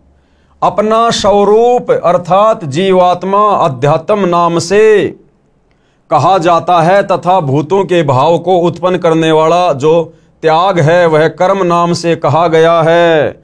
अब भाइयों और बहनों, इन सभी श्लोकों का अच्छे से स्पष्टीकरण सतगुरु रामपाल जी करके हमें समझाएंगे। गीता अध्याय 8 श्लोक 5 की फोटोकॉपी, ये श्लोक आप भाई बहनों की आंखों के सामने है, आप अपने सामने रखी गीता से मिला सकते हैं। ये इसका हिंदी अनुवाद है। जो पुरुष यानी जो भगवान, पुरुष यानी भगवान, कौन कह रहा है? गीता ज्ञान देने वाला ब्रह्म कह रहा है कि जो पुरुष यानी भगवान अंत काल में भी मुझको ही सुमरण करता हुआ शरीर को त्याग कर जाता है, वह मेरे साक्षात स्वरूप को प्राप्त होता है, इसमें कुछ भी संशय नहीं है। यानी ये गीता ज्ञान देने वाला ब्रह्म कह रहा है कि जो व्यक्ति, जो साधक, जो भगत शरीर छोड़ते समय अंत समय तक मुझे ध्यान में रखता है, मेरे ओम नाम की जाप करता है, मेरी साधना करता है, वो अंत काल में मुझे ही प्राप्त होता है। लेकिन इसकी प्राप्ति मात्र से हमारा कंप्लीट मोक्ष नहीं है। उसके लिए इसने अपने से अन्य दूसरे भगवान की शरण में जाने को कहा है, परम अक्षर ब्रह्म की शरण में जाने को। गीता अध्याय 8 श्लोक 6 की फोटोकॉपी, ये संस्कृत में श्लोक लिखा हुआ है, आप जी पढ़ सकते हैं। यहां पर हिंदी अनुवाद है। कौन्ते, कौन्ते यानी हे कुंती पुत्र अर्जुन, यह मनुष्य अंतकाल में जिस जिस भी भाव को सुमरण करता हुआ शरीर का त्याग करता है, उसको ही प्राप्त होता है, क्योंकि वह सदा उसी भाव में रहा है। क्या भाव है इसका? कि ये मनुष्य स्त्री हो या पुरुष हो, अंतकाल में जिसको भी सुमरण करता हुआ शरीर छोड़ता है, उसी के धाम में चला जाता है, उसी के लोक में चला जाता है। सीधी भाषा में गुरुदेव ने बताया कि जहां आशा तहां बासा होई, मन कर्म वचन सुमरियो सोई। अंतकाल में ये प्राणी जिस भी भाव में भावित रहता है, यानी जिसका भी सुमरण करता है, जिसमें भी इसकी सुरती टिकी रहती है, जैसे कोई अपने इष्ट विष्णु जी का ध्यान करता है, विष्णु जी का सुमरण करता है, तो शरीर छोड़ने के बाद वो साधक सीधा विष्णु जी के लोक में जाता है। और यदि शरीर छोड़ते समय कोई व्यक्ति अपने बेटा बेटी, खेत खलिहान, कार कोठी, अगर उनके बारे में सुमरण करता है, उनका चिंतन करता है, उनके विषय में सोचता रहता है कि मेरे मरने के बाद मेरे परिवार का क्या होगा, इस फसल को कौन संभालेगा, खेती बाड़ी का ध्यान कौन रखेगा, मेरे बच्चे अभी बहुत छोटे हैं, तो मरते समय उस नादान प्राणी की सोच, सुरती, सुमरण, चिंतन उस परिवार में रहा, तो शरीर छोड़ने के बाद वो उसी परिवार में वापस गधा कुत्ता बनकर, गाय बैल भैंस बनकर जन्म लेता है। तो इस अध्याय का ये सारांश है कि हे कुंती पुत्र अर्जुन, यह मनुष्य अंतकाल में, अंतकाल यानी शरीर छोड़ते समय जिस जिस भी भाव को सुमरण करता हुआ शरीर का त्याग करता है, उसको ही प्राप्त होता है, क्योंकि वह सदा उसी भाव से भावित रहा है। गीता अध्याय 8 श्लोक नंबर 7 की फोटोकॉपी, यह श्लोक आप जी की आंखों के सामने है, यहां पर हिंदी लिखी हुई है। इसलिए हे अर्जुन, तू सब समय में निरंतर मेरा सुमरण कर और युद्ध भी कर। अब भाइयों और बहनों, ये काल ब्रह्म नहीं चाहता कि कोई भी प्राणी मेरे इस 21 ब्रह्मांड से निकलकर मुक्ति को प्राप्त हो जाए, उस परम अक्षर ब्रह्म के सनातन परम धाम सतलोक में चला जाए। ये काल ब्रह्म ऐसा क्यों नहीं चाहता है? इसलिए तो यहां पर अर्जुन को सत्यता नहीं बता रहा, अर्जुन को हकीकत नहीं बता रहा। ये तो कह रहा है कि अंत समय में ये प्राणी जिसका भी सुमरण करता हुआ शरीर छोड़ता है उसी के लोक में चला जाता है। और अध्याय 18 श्लोक 62 में यह भी कह दिया कि मेरे से अन्य वो परम अक्षर ब्रह्म है, पूर्ण परमात्मा, जहां जाने के बाद साधक फिर कभी लौटकर इस गंदे संसार में नहीं आता। फिर यहां पर गीता अध्याय 8 श्लोक 7 में वो अर्जुन को क्यों भ्रमित कर रहा है कि इसलिए अर्जुन तू मेरा ध्यान कर और तू युद्ध भी कर, क्योंकि वो नहीं चाहता कि कोई भी प्राणी उसके जाल से बाहर निकल जाए, उसके लोक से बाहर निकल जाए। ऐसा क्यों? क्योंकि भाइयों और बहनों, गीता का ज्ञान देने वाले इस काल ब्रह्म को, ज्योति निरंजन को, दुर्गा के पति को, ब्रह्मा विष्णु महेश के पिताजी को, पूर्ण परमात्मा परम अक्षर ब्रह्म की ओर से एक भयंकर श्राप लगा हुआ है। वो श्राप क्यों लगा, कहां लगा, क्या गलती करी थी और क्या वो श्राप था, इसको प्रतिदिन 1 लाख मानव शरीरधारी स्त्री पुरुषों के सूक्ष्म शरीर में जमा वासना को, गंध को खाने का श्राप लगा हुआ है। इसलिए ये यहां पर सभी को भ्रमित रखता है और अपनी ही साधना में लगा के रखना चाहता है, ताकि ये प्राणी इस काल ब्रह्म की साधना करके इसी के 21 ब्रह्मांड में जन्मते रहें और मरते रहें और इसके भोजन की व्यवस्था बनी रहे।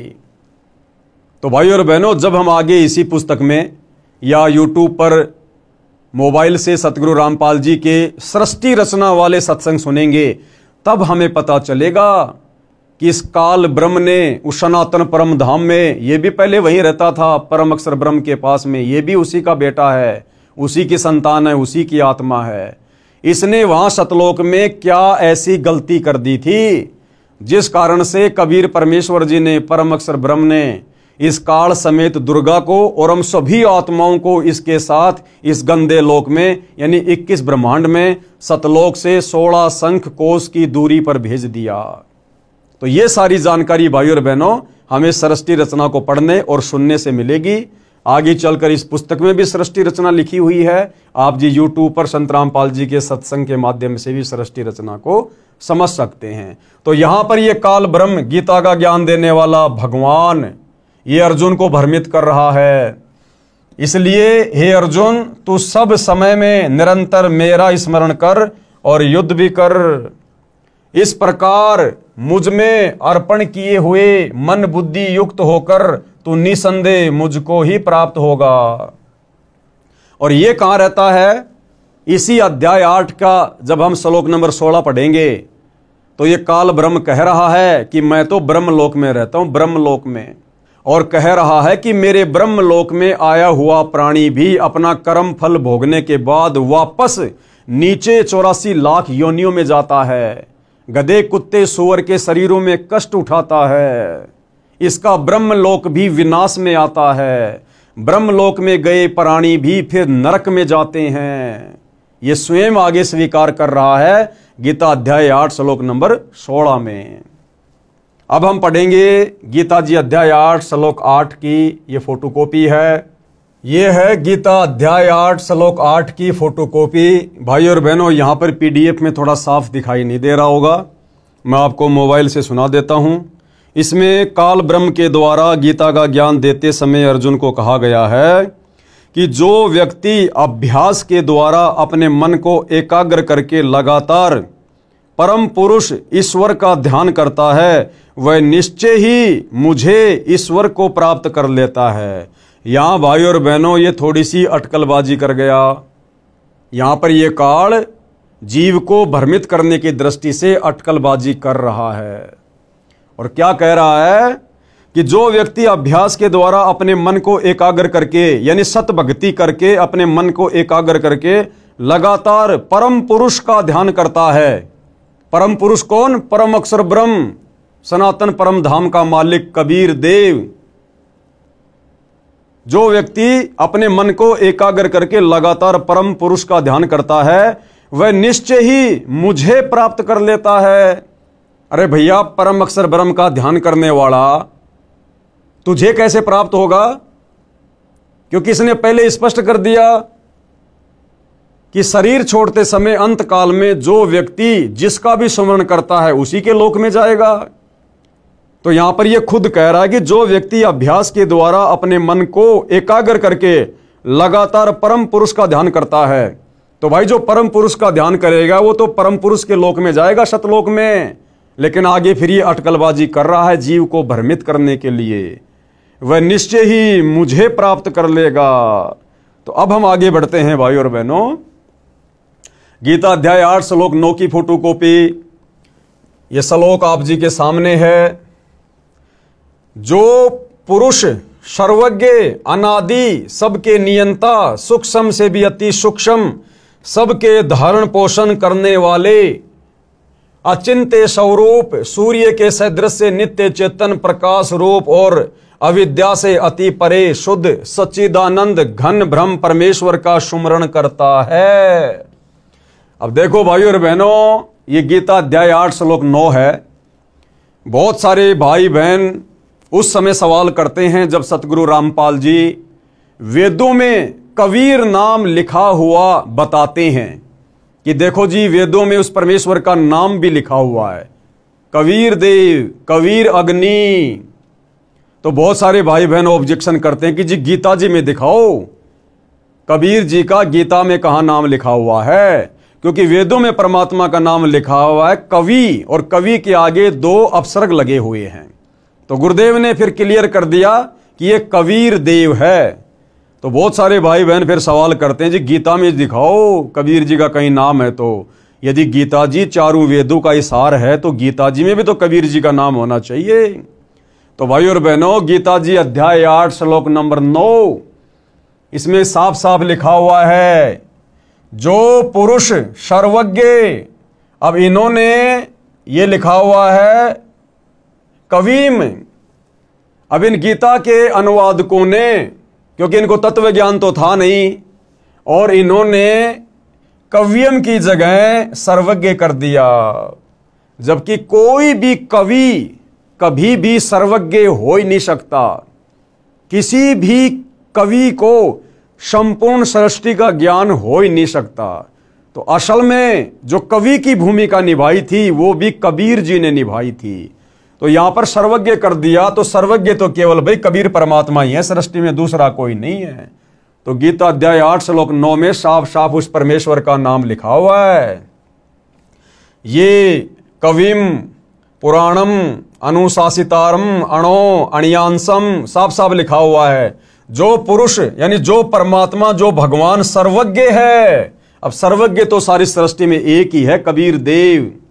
जो पुरुष यानी परमात्मा सर्वज्ञ है, यानी सब कुछ जानने वाला है। अनादि, अनादि यानी सबसे पहले वाला, सबके नियंता यानी सबके ऊपर जिसकी सत्ता है, सूक्ष्म से भी अति सूक्ष्म, और सबके धारण पोषण करने वाले। तो भाई सबका धारण पोषण करने वाला तो एक ही परमात्मा है, परम अक्षर ब्रह्म कबीर देव। अचिंत्य स्वरूपम सूर्य के सदृश से नित्य चेतन प्रकाश रूप और अविद्या से अति परे, अविद्या यानी अज्ञान से दूर, सच्चिदानंद घन ब्रह्म परमेश्वर का सुमरण करता है। यानी अंत समय में शरीर छोड़ते समय जो व्यक्ति परम अक्षर ब्रह्म सच्चिदानंद घन ब्रह्म यानी कबीर देव का सुमरण करता है, सच्चे सतगुरु से तत्वदर्शी संत से उपदेश लेकर। फिर गीता अध्याय 8 श्लोक 10 की फोटोकॉपी ये श्लोक आप जियों के सामने है। इसमें क्या लिखा गया है? वह भक्ति युक्त पुरुष अंत काल में भी योग बल से, योग बल यानी भक्ति की शक्ति से, यानी जो सत भक्ति आप और हमें पूज्य गुरुदेव भगवान ने दी है, योग यानी भक्ति, बल यानी भक्ति की शक्ति से, वह भक्ति युक्त पुरुष यानी साधक भगत अंत काल में यानी शरीर छोड़ते समय योग बल से यानी भक्ति की शक्ति से भ्रकुटी के मध्य में प्राणों को अच्छी प्रकार निश्चल मन से सुमरण करता हुआ उस दिव्य रूप परम पुरुष परमात्मा को ही प्राप्त होता है। तो गीता ज्ञान देने वाले काल ब्रह्म ने बिल्कुल क्लियर कर दिया है कि भक्ति की शक्ति से अंत समय में ये प्राणी जिसका भी ध्यान करेगा, जैसे परम अक्षर ब्रह्म का ध्यान करेगा, सच्चे गुरु से नाम लेकर, तत्वदर्शी संत से उपदेश लेकर, तो अंत काल में शरीर छोड़ते समय ये प्राणी उसी को प्राप्त होगा। किसको? परम पुरुष परमात्मा को ही प्राप्त होता है। तो यहां इस काल ब्रह्म ने बिल्कुल क्लियर करना पड़ा। जिस सच्चाई को बार बार ये छुपा रहा था, अपने को ही परम पुरुष साबित करने में लगा हुआ था अर्जुन के सामने, तो परमेश्वर ने इसकी बुद्धि फेरी काल ब्रह्म की, और हकीकत इसी के मुंह से गीता जी के बहुत सारे अध्याय और श्लोकों में निकलवा दी। अब आगे भाइयों और बहनों, गीता अध्याय 8 श्लोक 20 की फोटोकॉपी, ये इसका श्लोक है, आप जी देख सकते हैं, पढ़ सकते हैं। ये सामने संस्कृत लिखी हुई है, सामने उसका हिंदी में अनुवाद है। परंतु उस अव्यक्त से भी अति परे दूसरा अर्थात विलक्षण जो सनातन अव्यक्त है, भाव है, वह परम दिव्य पुरुष सब भूतों के नष्ट होने पर भी नष्ट नहीं होता। अब यहां पर भाइयों और बहनों अक्षर पुरुष का भी हल्का सा जिक्र आ गया। परंतु उस अव्यक्त से भी अति परे, अव्यक्त कौन? ये अक्षर पुरुष, सात संग ब्रह्मांड का स्वामी, गीता ज्ञान देने वाले भगवान से अन्य एक अव्यक्त और बताया गया है, अक्षर पुरुष। कहते हैं उससे भी परे। अब अक्षर पुरुष से ऊपर फिर कौन? सतलोक में कबीर परमात्मा, परम अक्षर ब्रह्म।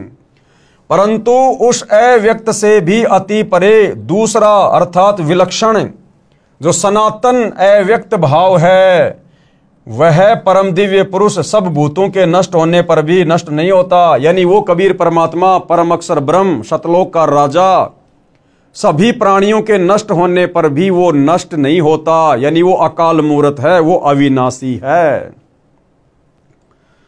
आगे गीता अध्याय 8 श्लोक 21 की फोटोकॉपी।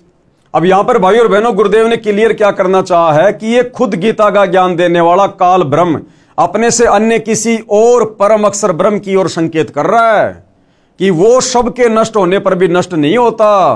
यानी ये गीता ज्ञानदाता भी नष्ट होता है, इसके भी जन्म और मृत्यु है, उस अक्षर पुरुष की भी जन्म और मृत्यु है।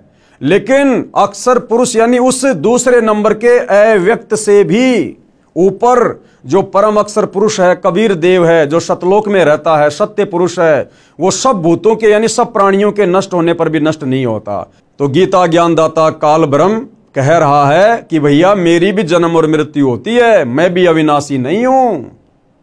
वो अविनाशी तो परम अक्षर ब्रह्म है जो सब भूतों यानी प्राणियों के नष्ट होने पर भी नष्ट नहीं होता है। तो हिंदू समाज के भाई और बहनों को थोड़ा विचार करना चाहिए। जिस गीता ज्ञान देने वाले भगवान को हमने उत्तम भगवान मान लिया था, हमारे धर्म गुरुओं की नादानी के कारण, शास्त्रों का ज्ञान ना होने के कारण, वो गीता का ज्ञान देने वाला भगवान काल ब्रह्म वो तो कह रहा है कि मेरे से अन्य है वो परम अक्षर ब्रह्म जो कभी भी नष्ट नहीं होता, वो अविनाशी है और उसी की भक्ति से पूर्ण मोक्ष होगा। आगे गीता अध्याय 8 श्लोक 21 की फोटोकॉपी, श्लोक संस्कृत में आप जियों के सामने है। अव्यक्त अक्षर इस नाम से कहा गया है, उसी अक्षर नामक अव्यक्त भाव को परम गति कहते हैं। यानी जो व्यक्ति उस परम पुरुष की भक्ति करके, अक्षर पुरुष ब्रह्म की भक्ति करके, साधना करके, तत्वदर्शी संत से साधना लेकर जो उस कबीर देव परम अक्षर ब्रह्म की भक्ति करता है और जो उसके लोक में चला जाता है, कहते हैं उसी को परम गति कहते हैं। यानी उस सनातन परम धाम में जाने के बाद ये प्राणी वापस लौटकर संसार में नहीं आता। वहां जाने के बाद कभी भी जीव की मृत्यु नहीं होती है, कभी बुढ़ापा नहीं आता है, वहां सर्व सुख हैं।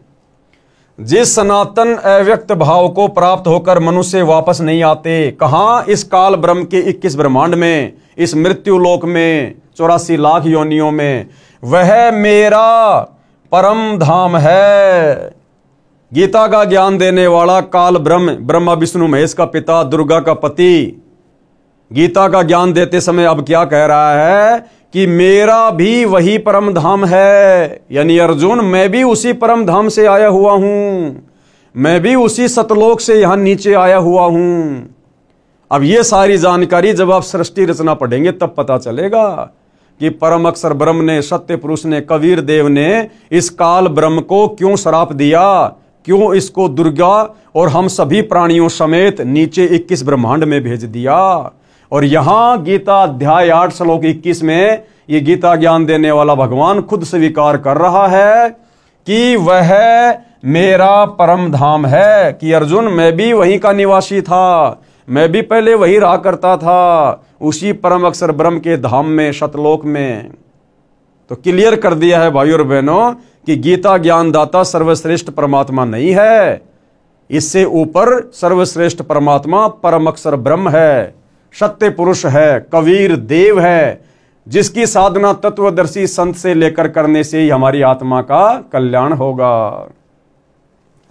आगे गीता अध्याय 8 श्लोक 22 की फोटोकॉपी, ये संस्कृत में श्लोक लिखा हुआ है, इधर संस्कृत है, सामने बिल्कुल हिंदी है।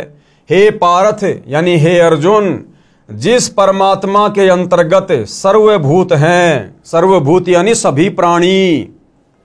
अब बताओ, ये गीता का ज्ञान देने वाला ब्रह्म अपने से अन्य किसी और परमात्मा का जिक्र कर रहा है यहां पर, तो फिर गीता का ज्ञान देने वाला ब्रह्म सर्वश्रेष्ठ परमात्मा कहां हुआ? ये तो कह रहा कि हे पार्थ, हे अर्जुन, जिस परमात्मा के अंतर्गत यानी जिस परम अक्षर ब्रह्म के अंडर में सर्वभूत हैं यानी सभी प्राणी हैं, और जिस सच्चिदानंद घन ब्रह्म परमात्मा से यह समस्त जगत परिपूर्ण है, और जिसने इस समस्त सृष्टि की रचना की है, वह सनातन अव्यक्त परम पुरुष तो अनन्य भक्ति से ही प्राप्त होने योग्य है। गीता ज्ञान देने वाला काल ब्रह्म कह रहा कि अर्जुन, जिस परमात्मा के अंतर्गत यानी जिस परम अक्षर ब्रह्म के, सत्य पुरुष के, कबीर जी के अंतर्गत सर्वभूत यानी सभी प्राणी हैं, और जिस सच्चिदानंद घन परमात्मा से यह समस्त जगत परिपूर्ण है, यानी जिसने सारी सृष्टि की रचना की, वह सनातन यानी सदा रहने वाला अव्यक्त परम पुरुष तो अनन्य भक्ति से ही प्राप्त होने योग्य है। अनन्य भक्ति यानी केवल एक उसी की भक्ति, अन्य किसी की पूजा नहीं, ना इस काल ब्रह्म की।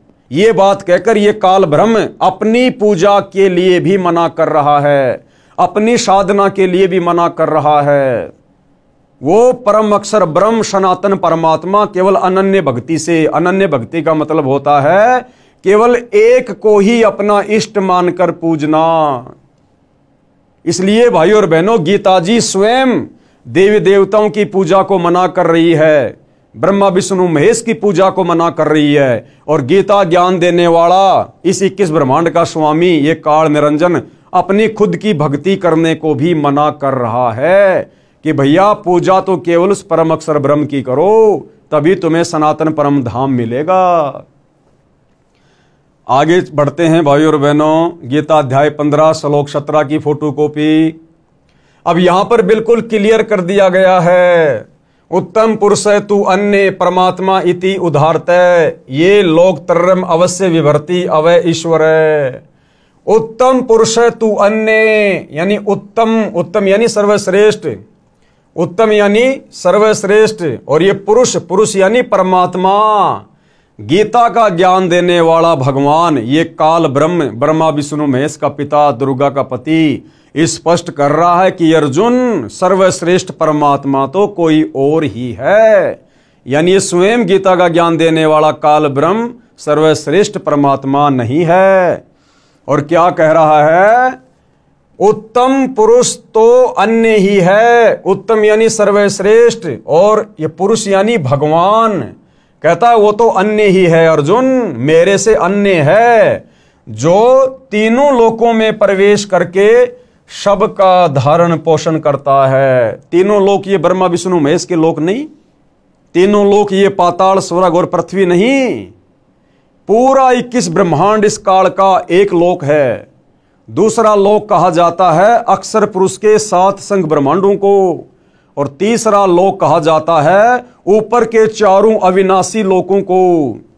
यानी 21 ब्रह्मांड एक लोक हो गया, अक्षर पुरुष के ब्रह्मांड ये दूसरा लोक हो गया, और ऊपर के चारों अविनाशी लोक, शतलोक, अगमलोक, अलकलोक, अनामी लोक, इन चारों को मिलाकर एक लोक की संज्ञा दी गई है कि जो परमात्मा, जो उत्तम पुरुष तीनों लोकों में प्रवेश करके सबका धारण पोषण करता है। उत्तम पुरुष तो अन्य ही है जो तीनों लोकों में प्रवेश करके इन तीनों लोकों के अंतर्गत सारी सृष्टि आ जाती है, जो तीनों लोकों में प्रवेश करके सबका धारण पोषण करता है। अविनाशी परमेश्वर और परमात्मा इस प्रकार कहा गया है। ये गीता ज्ञान देने वाला कह रहा कि अर्जुन, इसलिए मैं उसको परमेश्वर कहता हूं, अविनाशी कहता हूं। क्यों? क्योंकि वो तीनों लोकों में प्रवेश करके यानी सारी सृष्टि का धारण पोषण करता है, इसलिए वो मेरे से अन्य उत्तम परमात्मा है, उत्तम परमेश्वर है। और उसी की भक्ति करने से जीव आत्मा का सदा सदा के लिए जन्म और मरण से छुटकारा होता है, अन्य कोई चारा नहीं है। तो अब विशेषकर हिंदू समाज से जुड़े श्रद्धालुओं को अपनी आंखों से गीता जी के ये प्रमाण देखकर विचार करना चाहिए, चिंतन करना चाहिए कि गीता जैसा पवित्र ग्रंथ हमें अध्यात्म के विषय में क्या मार्गदर्शन कर रहा है, भक्ति और भगवान के विषय में हमें क्या कहना चाह रहा है। और हमारे नादान धर्म गुरुओं ने तत्व ज्ञान के अभाव में हमें गीता और वेदों का क्या उल्टा पाठ पढ़ा दिया है, हमें भगवान और भक्ति की परिभाषा से कोसों दूर कर दिया है। तो आगे बढ़ते हैं भाइयों और बहनों। गीता अध्याय 2 श्लोक 17 की फोटोकॉपी, यानी फिर से गीता का ज्ञान देने वाला ये काल ब्रह्म, ब्रह्मा विष्णु महेश का पिता, दुर्गा का पति, अपने से अन्य उस परम अक्षर ब्रह्म की जानकारी दे रहा है, अपने से अन्य उस सर्वश्रेष्ठ परमात्मा के विषय में बता रहा है। और क्या कह रहा है? गीता अध्याय 2 श्लोक नंबर 17 आप जी की आंखों के सामने है। नाश रहित तो तू उसको जान जिससे यह संपूर्ण जगत व्याप्त है। यह आपकी आंखों के सामने संस्कृत है। अविनाशी, अविनाशी यानी नाश रहित, जिसका कभी विनाश नहीं होता। अविनाशी तू तत्विधि येन इदम सर्वम, यानी हे अर्जुन, नाश रहित यानी कभी जिसका नाश ना हो, नाश रहित तो तू उसको जान जिससे यह संपूर्ण जगत व्याप्त है। यानी हे अर्जुन, तू अविनाशी यानी नाश रहित भगवान यानी परमात्मा उसको जान जिसने सारे संसार की रचना की है। अगर सारे संसार की रचना करने वाला भगवान ये गीता का ज्ञान देने वाला ब्रह्म होता तो अर्जुन को अपने से अन्य किसी और की तरफ संकेत ना करता। क्लियर है भाइयों और बहनों कि नाश रहित तो तू उसको जान जिससे यह संपूर्ण जगत व्याप्त है यानी विद्यमान है। इस अविनाशी का विनाश करने में कोई भी समर्थ नहीं है। क्लियर कर दिया गीता के ज्ञान देने वाले ने, जिसको हिंदू समाज अपना भगवान मानता है। वो कह रहा कि अर्जुन, उसका नाश करने में कोई भी समर्थ नहीं है। यानी एकमात्र सृष्टि में वही अविनाशी परमात्मा है, परम अक्षर ब्रह्म, सत्य पुरुष। गीता ज्ञान बोलने वाले ने अपनी स्थिति गीता अध्याय 2 श्लोक 12, गीता अध्याय 4 श्लोक 5, गीता अध्याय 10 श्लोक 2 में इस प्रकार बताई है। अब ये गीता ज्ञान देने वाला कौन? काल ब्रह्म, जो श्री कृष्ण जी के शरीर में प्रेत की तरह प्रवेश करके गीता का ज्ञान दे रहा है। अब भाइयों और बहनों, इन श्लोकों में कौन कौन से श्लोकों में? गीता अध्याय 2 श्लोक 12, गीता अध्याय 4 श्लोक 5 और गीता अध्याय 10 श्लोक 2 में अपने विषय में कह रहा है ये काल ब्रह्म कि अर्जुन, तेरे और मेरे बहुत से जन्म हो चुके हैं। तू भी जन्मता है और मरता है, मैं भी जन्मता हूं और मरता हूं। यानी ये गीता का ज्ञान देने वाला भगवान अविनाशी नहीं है। अविनाशी कौन है? उसके विषय में तो इसने ऊपर के श्लोक में बता दिया कि अविनाशी तो उसको जान जिसको मारने में कोई भी समर्थ नहीं है। और अब ये गीता का ज्ञान देने वाला काल ब्रह्म गीता अध्याय 2 श्लोक 12, गीता अध्याय 4 श्लोक 5 और गीता अध्याय 10 श्लोक 2 में अपनी स्थिति बता रहा है जन्म और मरण के विषय में। कह रहा कि मैं अविनाशी नहीं हूं, मेरे तो जन्म और मृत्यु होती है। अब बताओ भाई और बहनों, जिसकी खुद की जन्म और मृत्यु हो, फिर वो कैसे परमात्मा हो सकता है? ध्यान से पढ़िएगा। पेश है गीता अध्याय 2 श्लोक 12, गीता अध्याय 4 श्लोक 5 और गीता अध्याय 10 श्लोक 2 की फोटोकॉपी। देखो भाई और बहनों, आज तक के भक्ति इतिहास में हमारे किसी भी धर्म गुरु ने, किसी भी आचार्य और शंकराचार्य ने, किसी भी कथावाचक ने या किसी भी धर्म के किसी भी गुरु ने हमें इन धर्म शास्त्रों को इस प्रकार से अध्याय बताकर, श्लोक बताकर, उंगली रख रख कर हमें इस प्रकार से नहीं समझाए, क्योंकि इन लोगों के पास में तत्व ज्ञान का अभाव था। इन चारों वेदों में, गीता जी में, कुरान, तौरेत, जबूर, इंजिल, बाइबल, इनमें कंप्लीट अध्यात्म का ज्ञान नहीं है। तो जब हमारे धर्म गुरुओं को ही कंप्लीट अध्यात्म का ज्ञान नहीं था, तो भला वे हमें क्या बताते, क्या समझाते? और जैसा उन्होंने अपनी बुद्धि स्तर से इन धर्मशास्त्रों को समझा आधा अधूरा, वही आधा अधूरा ज्ञान इन्होंने समाज में पेश कर दिया। और हम नादानों ने उनको संस्कृत के ज्ञाता मानकर, अध्यात्म के मार्गदर्शक मानकर, उनके द्वारा बताए गए आधे अधूरे ज्ञान को हमने सर्वश्रेष्ठ ज्ञान मानकर स्वीकार कर लिया, जिस कारण से हमारी मुक्ति नहीं हो पा रही। हमारे पूर्वज शरीर छोड़ने के बाद शास्त्र विरुद्ध साधना करने के चलते प्रेत योनि में चले गए। आज उनके श्राद्ध निकलवाए जा रहे हैं। श्राद्ध निकलवाने का मतलब है हमारे जो पूर्वज हैं वो भूत बने हुए हैं, भूत।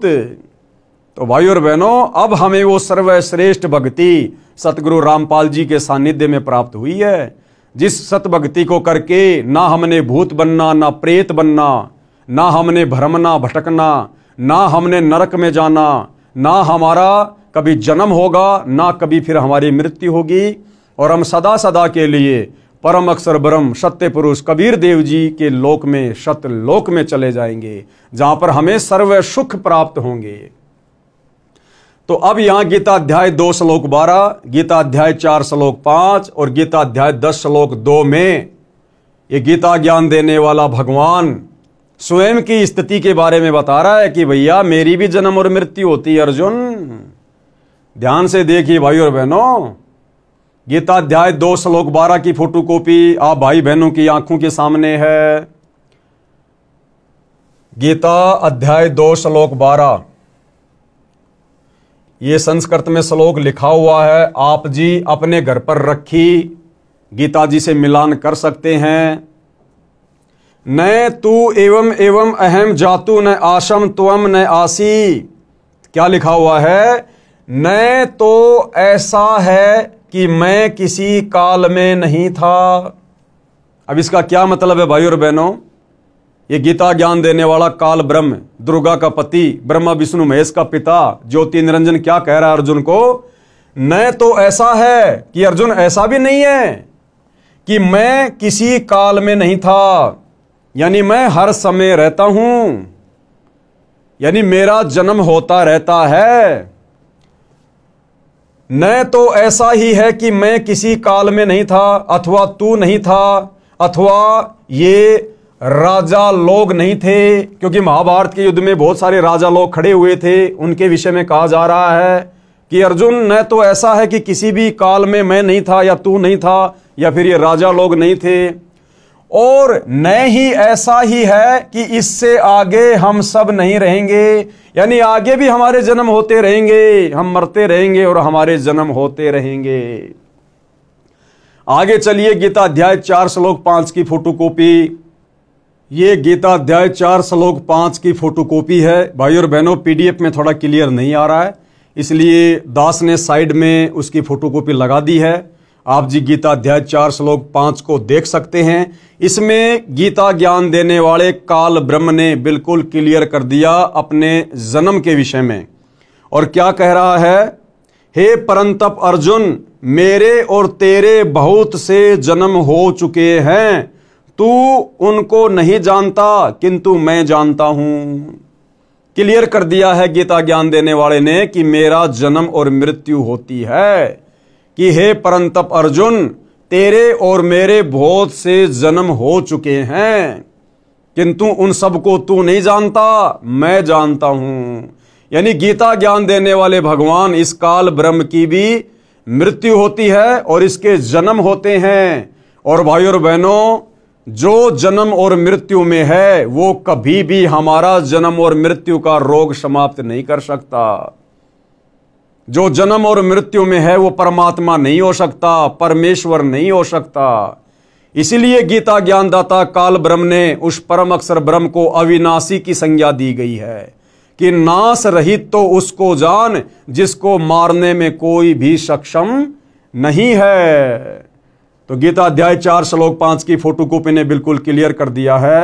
अब लास्ट में आपको दिखाते हैं भाइयों और बहनों, गीता अध्याय 10 श्लोक 2 संस्कृत आपके सामने है और क्या लिखा हुआ है?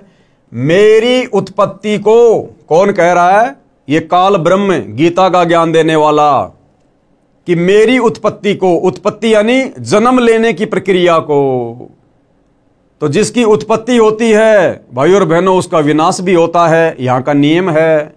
तो काल ब्रह्म खुद कह रहा है कि मेरी उत्पत्ति को यानी जन्म लेने की प्रक्रिया को, अर्थात लीला से प्रकट होने को न देवता लोग जानते हैं और न ही महर्षि जन ही जानते हैं, क्योंकि ये काल ब्रह्म इन सबको अपने कंट्रोल में रखता है।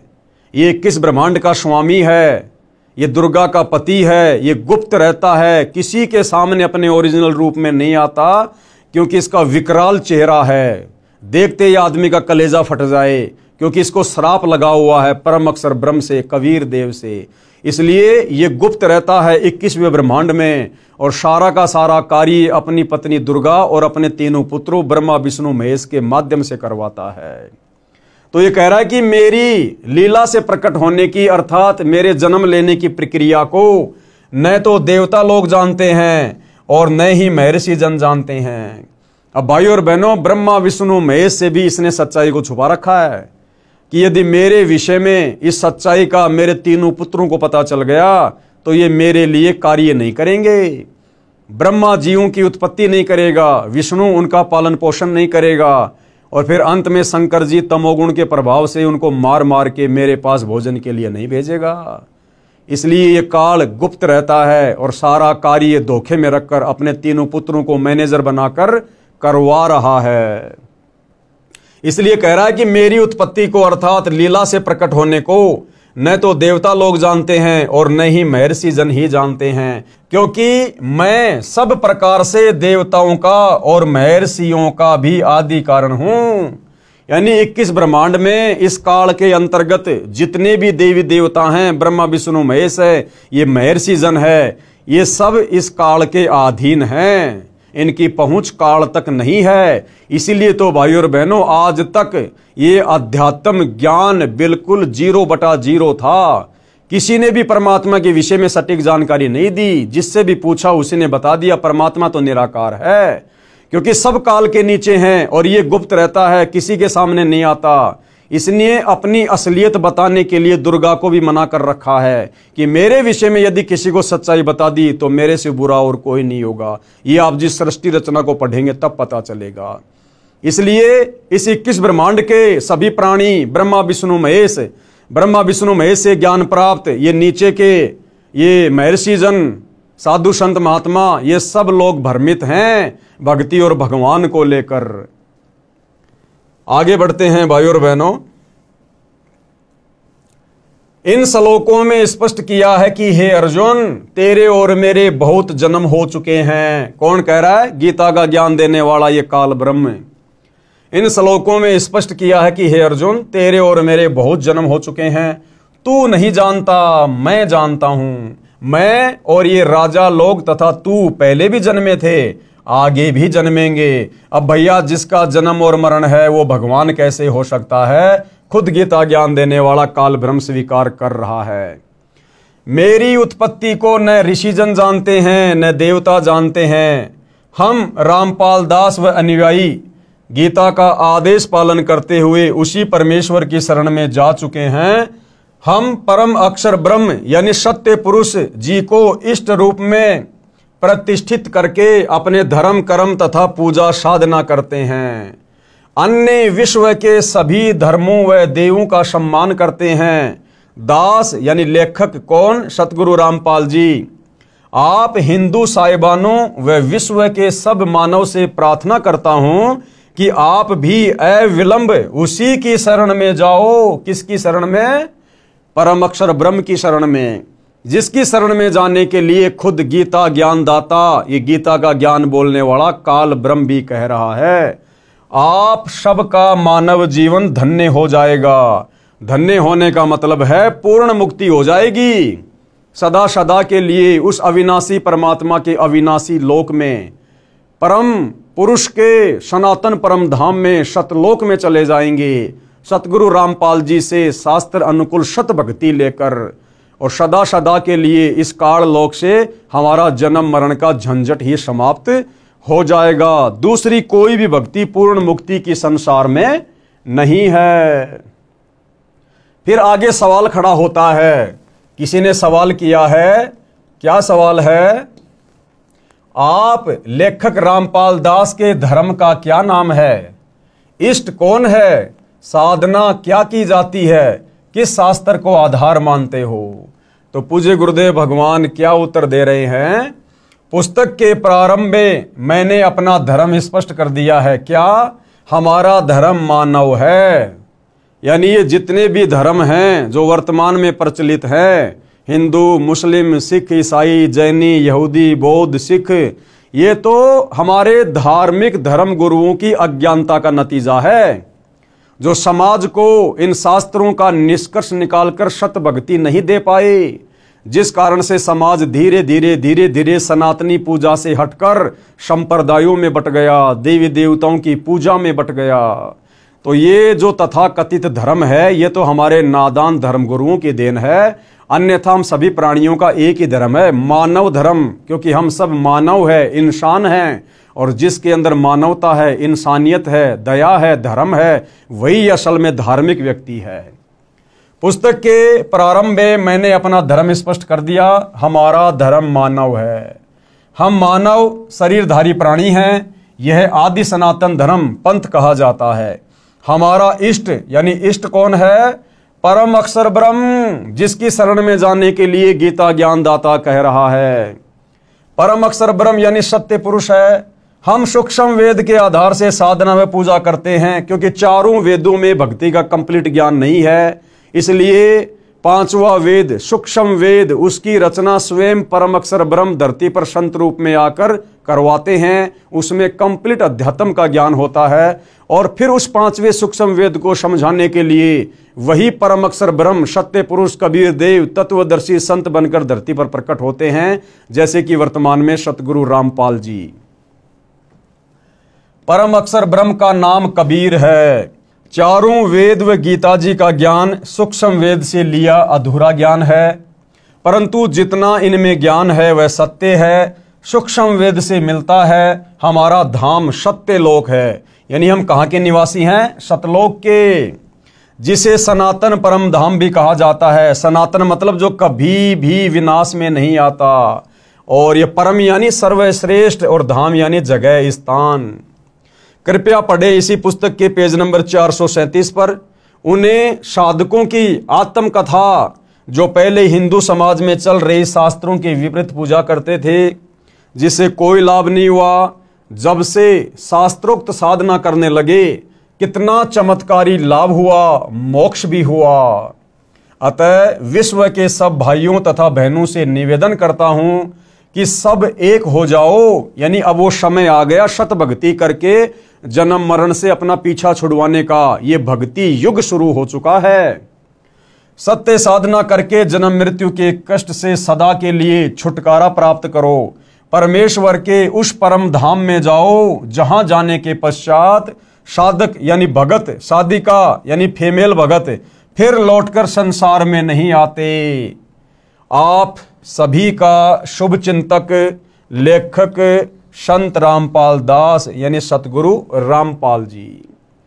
तो भाइयों और बहनों, हिंदू धर्म के सर्वश्रेष्ठ ग्रंथ पवित्र गीता जी ने भक्ति और भगवान की स्थिति को दर्शाते हुए उसके विषय में साफ साफ बताते हुए किसी प्रकार की कोई कमी नहीं छोड़ी है। आप और हमें मनुष्य जन्म प्राप्त हैं। हमें परमपिता परमेश्वर ने 84 लाख योनियों से भिन्न शरीर प्रदान किया है। विशेष हमारे को बुद्धि प्रदान की है, सोचने समझने की सलाह लेने की हमारे को विशिष्ट परमात्मा ने यह तर्क शक्ति दी है। हम इन सभी चीज़ों का इस्तेमाल करते हुए इस अध्यात्म को जानने और पहचानने का धैर्य पूर्वक निष्पक्ष होकर प्रयत्न करें, प्रयास करें। तभी भाइयों और बहनों हम इस पुस्तक में लिखे गूढ़ ज्ञान को, सत्य ज्ञान को समझ पाएंगे और सतगुरु रामपाल जी की शरण प्राप्त करके अपनी आत्मा का कल्याण करवा पाएंगे। तो भाइयों और बहनों, पवित्र पुस्तक हिंदू साहिबान नहीं समझे गीता वेद पुराण, इस पर आज हमारा ये 3रे नंबर का वीडियो था और आज इस पुस्तक की भूमिका समाप्त हो चुकी है। कल हम इस पुस्तक के 2 अध्याय से शुरू करेंगे आगे, जिसमें समझाया जाएगा 2 अध्याय पवित्र हिंदू शास्त्र वर्सेज हिंदू, यानी पवित्र हिंदू धर्म के पवित्र शास्त्रों में, 4 वेदों में और गीता जी में भक्ति और भगवान के विषय में क्या लिखा हुआ है और हिंदू समाज अपने ही धर्म के सदग्रंथों के विरुद्ध साधना कर रहा है या उन शास्त्रों के अनुसार साधना कर रहा है। इन सब बातों की जानकारी हम कल के वीडियो में प्राप्त करेंगे। तब तक के लिए पूज्य गुरुदेव भगवान हम सबको आशीर्वाद दे, हम सबका मार्गदर्शन करे, हमें सद्बुद्धि प्रदान करे, ताकि उनके कर कमल से लिखित इन पवित्र पुस्तकों की सच्चाई हमारी समझ में आ सके और हम अपना आत्म कल्याण करवाने की दिशा में आगे बढ़ें। तो आज के वीडियो में केवल इतना ही। बंदी छोड़ सतगुरु रामपाल जी भगवान की जय हो।